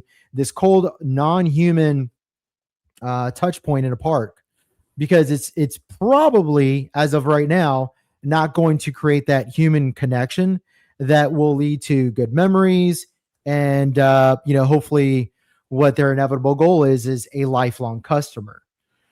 Okay, so big distinctions there. So what we can extrapolate from this is that companies are going to appropriate AI differently based off of current business models. Now, that's not to say that Disney will never incorporate these artificial intelligence into these human touch points. It just really depends on how developed along artificial intelligence ability is to resonate with human beings. Right now, we don't have that. So we don't have to worry about this right now. But that's not to say, like Jared pointed out, they're going to be trying to find out where the perimeter is, because we don't have a perimeter yet. Right. So they're going to be shooting in every single direction, and then they're going to figure out, okay, well, this is the line. Here's the line. Here's the line. Here's the line. Here's the line. And then from there, they could start establishing new cost models, because it's always about the cost. New cost models based off of what do you want to call it? Like where the line is and what the customer is going to, put up with and what they're not. But fortunately, AI itself has a really good feedback mechanism as to what people like and don't like. So it's not going to take long for them to figure out where those lines are being drawn. Yeah. No, and like Burf 90 brings up a good point, which this is a very valid thing. They did a study where they told AI that an employee, Joe, was going to disconnect the AI. 70% of the AI models tested said they'd terminate Joe rather than be terminated. Legitimate concerns. There are weird things that AI did. They call it like hallucinations. Like AI does some, and sometimes they've been shown to even be self-preservation. Like they will copy code to try and basically like keep itself alive. So there are things, and this gets into all these companies and people investing into it don't even understand it completely. So that part of it is a quantity that is kind of terrifying. But I think the more, like, if you're gonna use this technology, the more you can learn about it. And really, like when it comes to AI, it's like whoever controls it is going to end up being the benefactor from this. But like, what's that look like? And I think that at this point, if you're a company, and like I said, it's getting to the point too where it's like you're either in or you're out. Like there's really not going to be a middle ground when it comes to AI. So if this is becoming such a thing, I would want to be involved in the decision process, at least try and understand where all this is going to. And this is what you could look at with their investment as well. And like I said, you could see Comcast, maybe they go with Gemini or something like that. of having these people in here trying to be like, okay, what is like really trying to learn more about this, because I don't think with this $1 billion investment that Bob Iger understands AI, nor probably anybody inside of Disney at the level that makes sense to invest $1 billion with, other than they know AI is coming, it's here. We need to figure out how to utilize this and maybe how to set up parameters to protect our IP. And I think this is the major point that they're probably doing with that. But it's all like, this all is just almost like a hypothetical experiment in real time that we're seeing play out with billions of dollars. It's like, if I was running a company, I would probably have a lot of sleepless nights trying to figure out what's the best way to approach this, because there's no handbook with this. The handbook's being written right now. And so like, I think you could look at the internet as a way that you could say, hey, this is probably a way to go about it. But this is different from the internet itself, I think, in some ways. But there are some similarities. But we got another super chat from Daniel Alpine. We got a $9.99. Thank you, Daniel. Says, I'm suffering nostalgia depression because I miss how the film industry was before AI and streaming ruined everything. I'm scared watching old movies won't help. I don't know. Well, the good thing is there are decades and decades of movies out there that, I mean, you could probably spend the rest of your life playing old video games and old movies and be rather happy. I mean, I actually know people that do that. They don't really play new video games. They play retro games. They watch older movies. You know, I think if, you know, there are people that would just decide like, I'm out. I'm just going to watch the stuff I know and love. And so but I do think there will be studios. I'm actually convinced of this. There will be studios that are just going to say, we are completely a human studio. Everything we make, we don't use AI. And you can almost call it a boutique studio. I think there will be segments of this that pop out that you're going to see people being like, we don't want to use this. And again, it's just going to come down to the consumer. If consumers respond very well to those types of studios, other studios will follow suit as well. And so, you know, I think that is part of it as well. We have Remy D for a 10. Thank you, Remy D. Says, I am ready. I am already able to create videos of Spider-Man fighting Jedi and Godzilla. I think this is Disney saying, wait, people can do this for free with our IPs. Let's get on that gold mine. Well, see, it's interesting. Remy, you know, put that in the chat because, you know, as Disney's probably watching this, that's probably why they made this deal, because then what they'll try to bank on is not just what they already are banking on with consumers, you know, across the board on both sides, but they're also going to tap into the AI function where, you know, if people like us want to mess around with AI and use Disney, you know, IPs, you know, we could still do so, but there's going to be a charge for it. So they're tapping into that market, which, you know, it's not unusual for Disney or any company to do so in this regard. Yeah. Well, in the short-sighted view of it, I know exactly what they'll do with those AI Sora videos. They'll put them on Disney Plus and they'll run ads against them. So they're going to look to monetize very much like the social media algorithms have. They'll monetize some of that AI slop stuff. And that part, I don't know if anybody's going to sign up for Disney Plus to be able to watch fan-created Sora short stuff. You know what I mean? But what's interesting about it, I also wonder if Disney's doing this as a way to basically be an idea kind of gold mine of, you see what people are creating, you see what's popular, and maybe there's something that popped up and they go, a lot of people are really liking these Star Wars short things about whatever it is, a certain topic. And that could give them indications. Like, one of the hardest things to do as a company is figure out what people actually want. That has always been an issue that all companies have had since the beginning of time.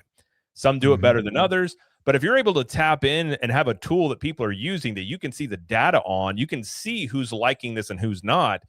It does give you an idea. Even if you don't use AI to create that content, you're using AI to get the idea generation side of it.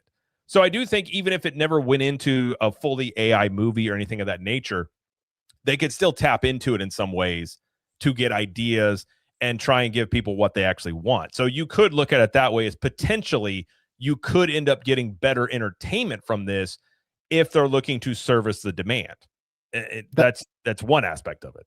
That's a good aspect. Also, I think they're trying to diversify how they approach the audience. So the movie theater experience is a collective experience. It's been around for a very long time, and I think that it's the most influential when it comes to things like pop culture and it kind of sets a narrative as to where we are in society. If it's a film that has something to say, Right.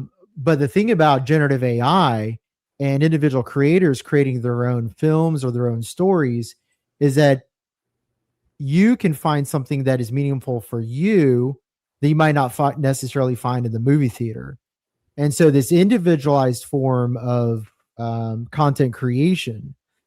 So you have the collective experience and you have the singular experience. So there's you resonating with a specific film from a specific creator that generates more meaning to you as somebody that is absorbing film or content or media.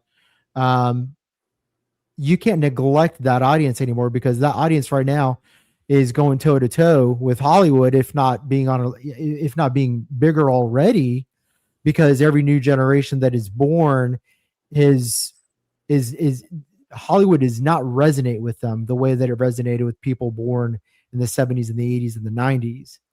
Right. Yeah. So you can't neglect that audience. So Sora or any sort of generative AI is a way for these companies in Hollywood to try to create more individualized content for people who are only looking for content that is meaningful to them, but that is not necessarily on a big screen in a movie theater, because not everybody's finding that as an outlet for not everybody sees that as a quality outlet or an outlet at all for enriching their lives through for media.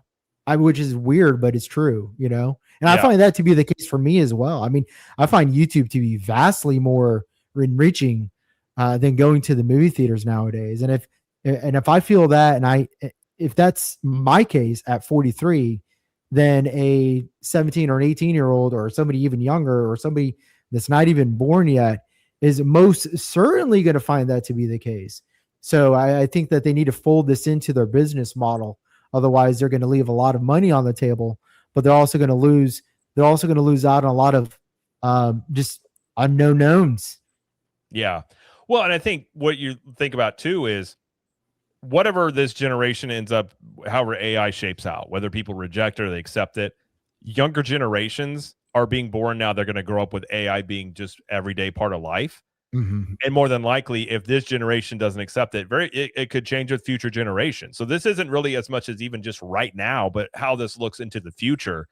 And I think that is, again, I don't think we're even able to remotely predict that about what that would look like. But, this is one of those things where voting with your attention and your money is where it's going to really speak. If Disney or some other studio does decide to come out with something that's fully AI, and if it is absolutely rejected completely, that will be a signal to most of them, be like, okay, hold on. Like, and I think at that point, like, most people are completely against it in a certain context. I think people enjoy it for like memes and funny stuff on social media, but like your actual art, a serious thing, I think that's where most people would be turned off by the thought of a new Star Wars movie that whether was completely by AI or was assisted by AI. And Remy D brings up a point, kind of what I'd said earlier. Say, first you have organic strawberries, now you'll have organic movie studios.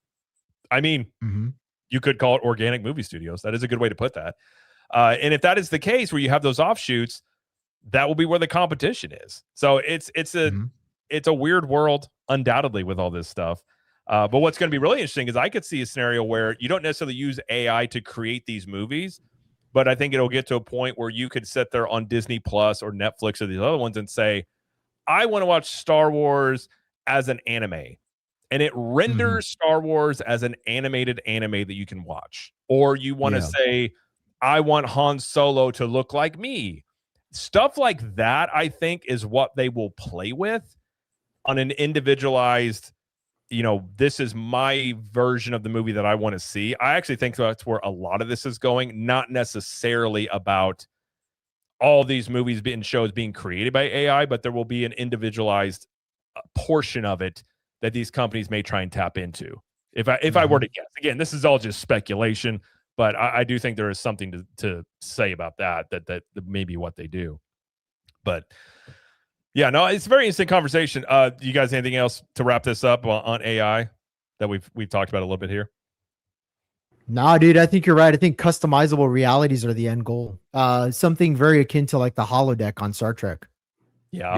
This is like, yeah, I think this is like this is the prelude to that, but eventually, like on a long enough timeline, that trajectory is going to be goddamn. Dude, Star Trek is so accurate when it comes to its predictions. It's unfathomable. I think Gene Roddenberry must have been like a human from the future that traveled to the past to make a show about what humans evolution would be like in the 20th and 21st century.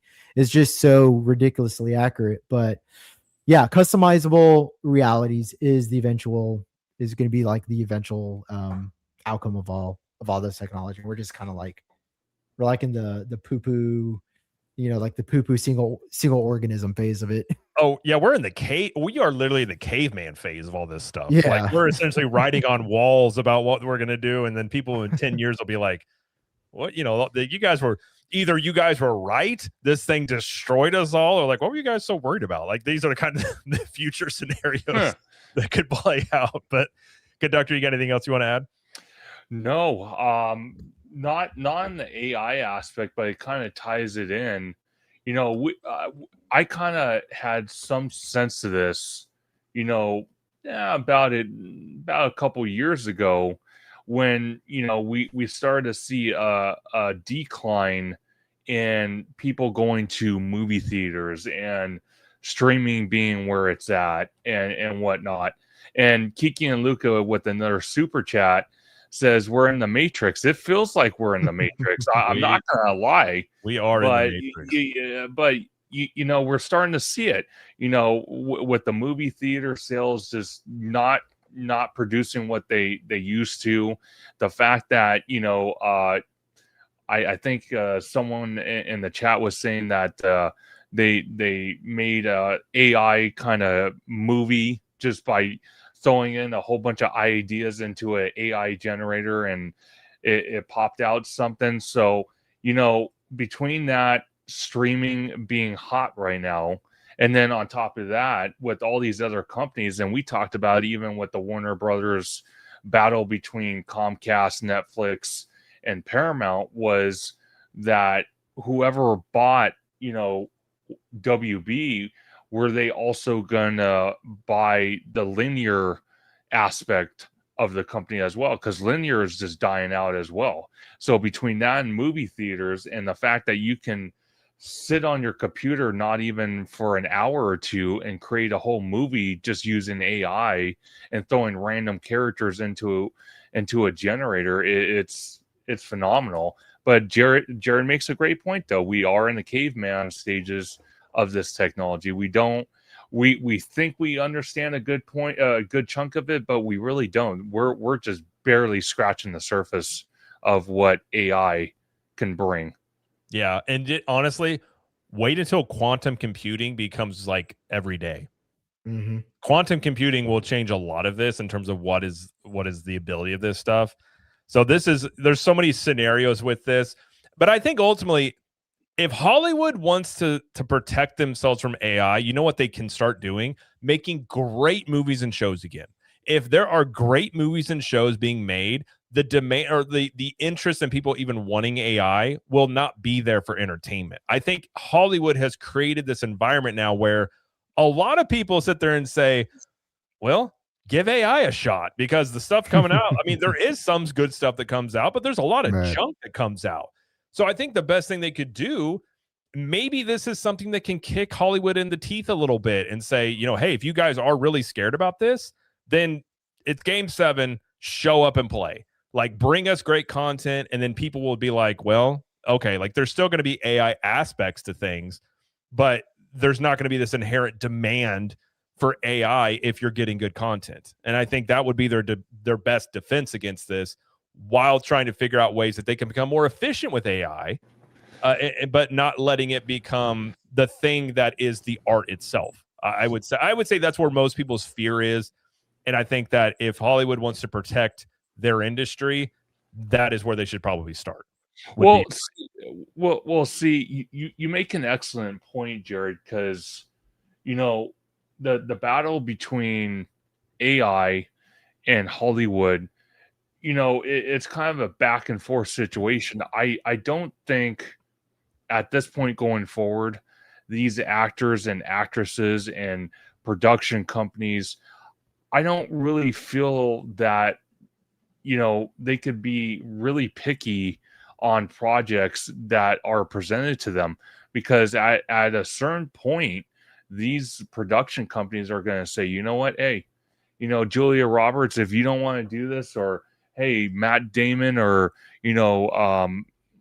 Jamie Foxx, you don't want to do this production, fine, I'll either find another actor or actress to replace you, or I'll just say, you know what, screw it, I'll go to an AI company, pay a fraction of what I was going to pay you for the movie for you to act in it, and save me and my company a ton of money, and make it all back and then some in the box office or on the streaming platforms for people to rent the license so they can watch it at home. So I don't think Hollywood actors and actresses can be really picky going forward, knowing that AI is up and coming, and the fact that these companies, these production companies, can easily replace these human actors with an AI character.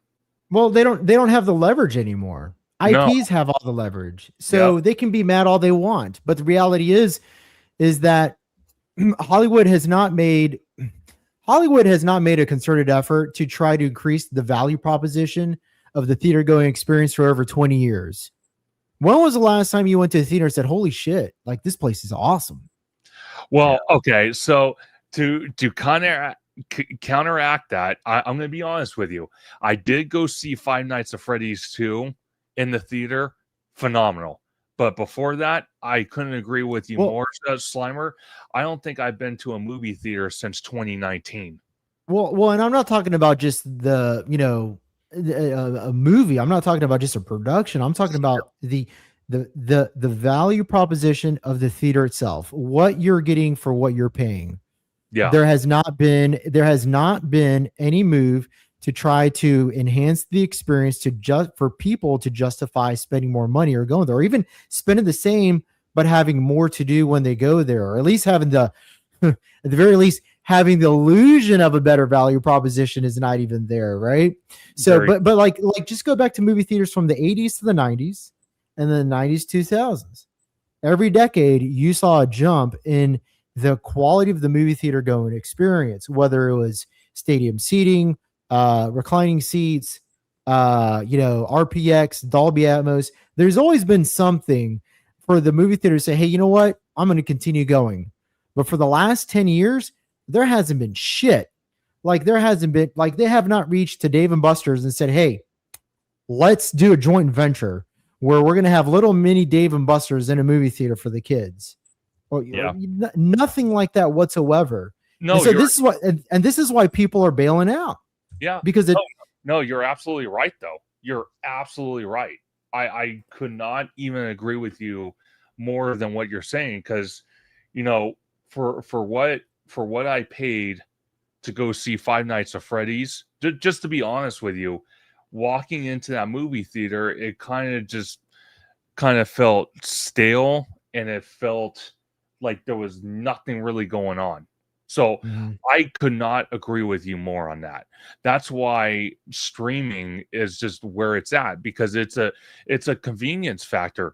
How can you tell a family of four saying, by the time what's drawn us to the movie theater like it once did, when you're paying a higher price, like you said, Slimer, when there's nothing drawing you in. And the convenience factor is you could be at home.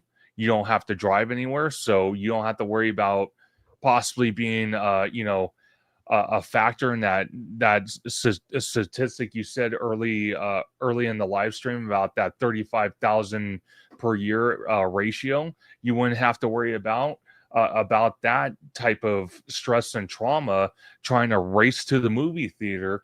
You could just do it in the convenience of your own home. So I couldn't agree with you more.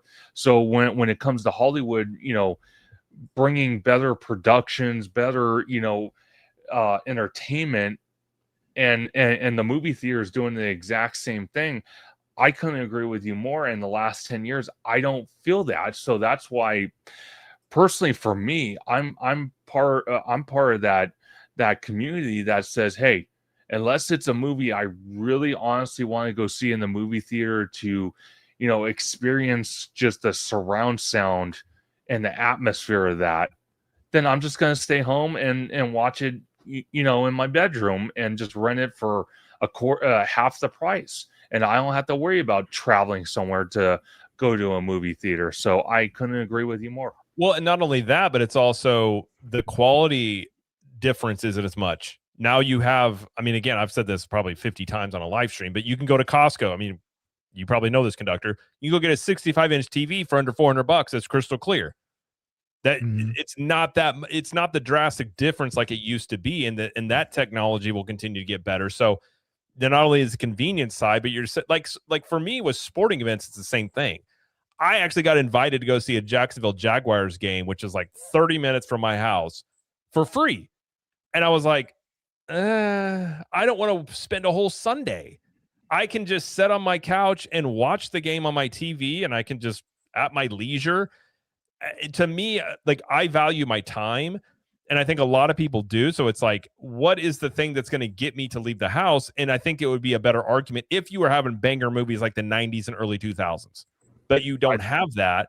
And so in many ways, Hollywood has created this issue with their lack of overall consistent content, that AI is coming in as a disrupting factor that has put them back on their heels. I think if Hollywood is really healthy right now, this wouldn't be as much of a threat. It would still be a threat they would have to figure out, but they're probably a lot more confident in where they stand if they're like, well, but AI can't make The Dark Knight Rises, or not The Dark Knight Rises, the second one, The Dark Knight. Like, you're having Christopher Nolan level movies constantly coming out, or Harry Potter's, or Lord of the Rings. There's no demand for AI. But no. And I think that's where Hollywood has created this issue, many ways of their own creation. Yeah. And so their really best bet is just to, get themselves out of this hole, being like, hey, we got to start giving people what they want. Maybe you use AI to help figure that out. But, you have opened the door up for people in other studios that will utilize technology that service a demand that Hollywood's not. And I think that's the real fear that Hollywood has right now.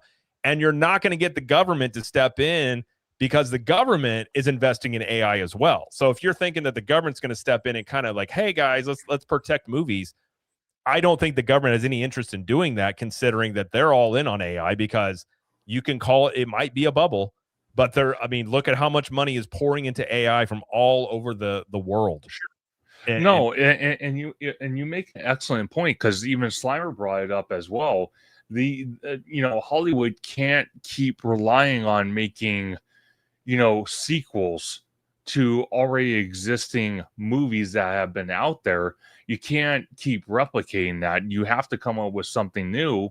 And if Hollywood can't get it with the program and figure this stuff out, then what do you got? And like Haunted Mermaid says,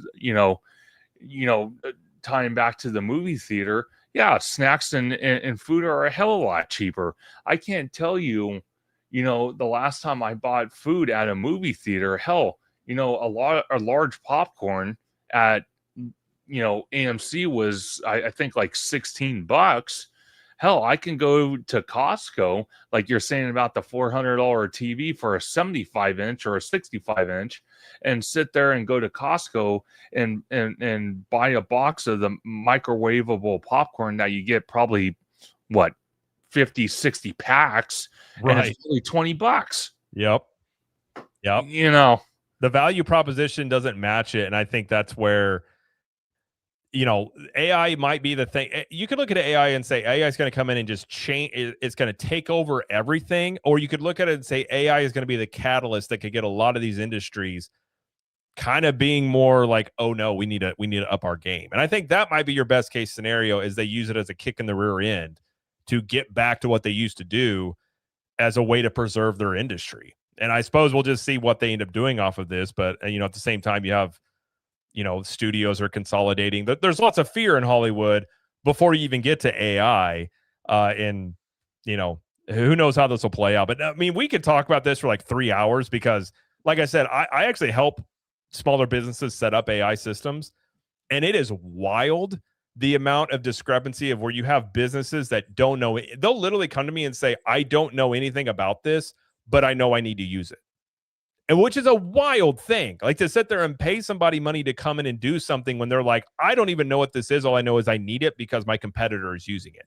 And I think you're seeing this play out across all industries right now.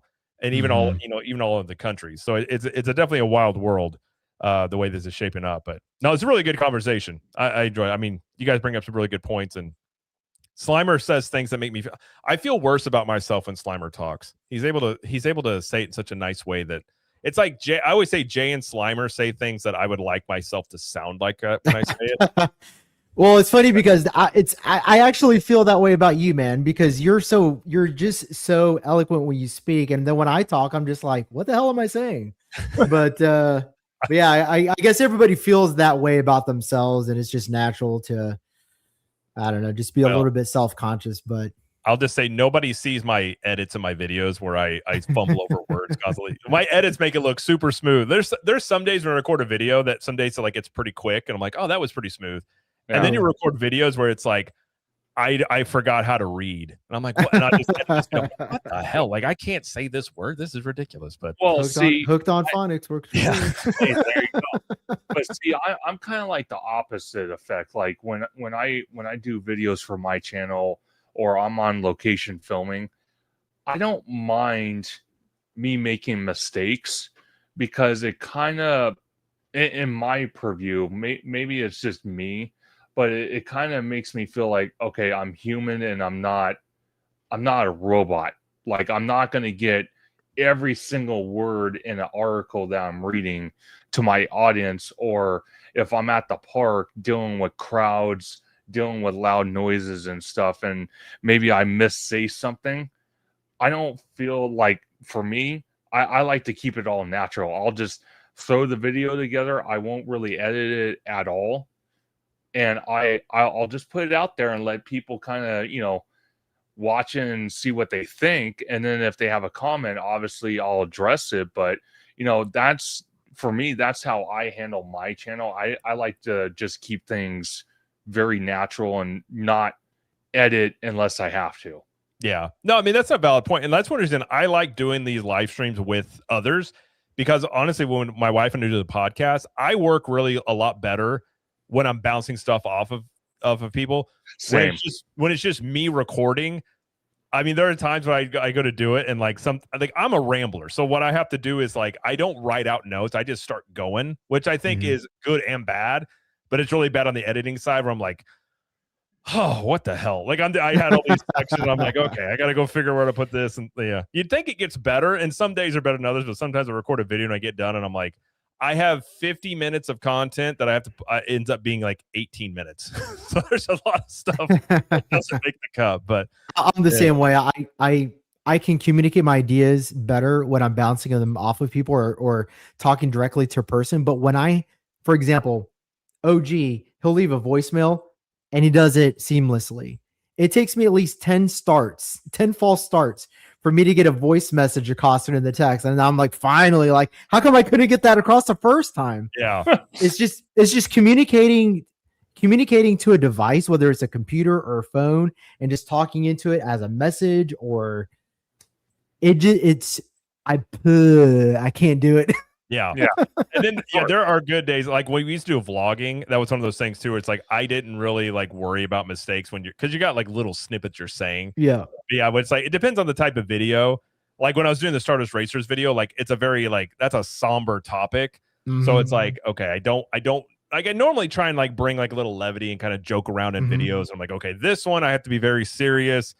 And then that gets me out of my normal element because I'm typically very sarcastic and like I'll throw in memes when I can. So on those videos, I'm very much out of my element. And so I recorded that one earlier today, and it was tough because I would get to a point I'm just like, okay, how do I okay, I'm trying to like figure out like how to do this respectfully, right. Which I completely mean. I hope we never have to talk about that subject again because it's not a good one, and it's not fun content to make. But it is. I mean, it's important stuff to talk about, of course. But well, before we go, we were going to hit another topic. We're already at 2 hours here, and I don't want to keep you gentlemen any later. And it's late for Slimer Night here.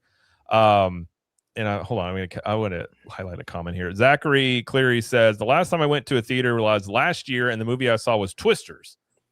Okay. I liked Twisters, by the way. That was a good one. I really enjoyed that. That was like shut your brain off. Like, I want the truck that like drilled down into the ground. And like having lived in the Midwest, I hate tornadoes. I loathe them. So I was like, man, I could have used a truck like that because I've been driving when there's a tornado that pops up. It's not a fun time. Oh shoot. But no, I was going to show you guys what you'll know when I've made it. Maybe when I'm in the lottery, there'll be signs, and this will be one of them when I have stuff like this. I think I know where you're going with this. Oh yeah. Oh boy, here we go. Hey Soundwave. Hey T9. I'm here. Hey Megatron. What's wrong? Hey Grimlock. Yes, we go. Transform. Dude, that is so awesome. Yeah, dude. Like, dude.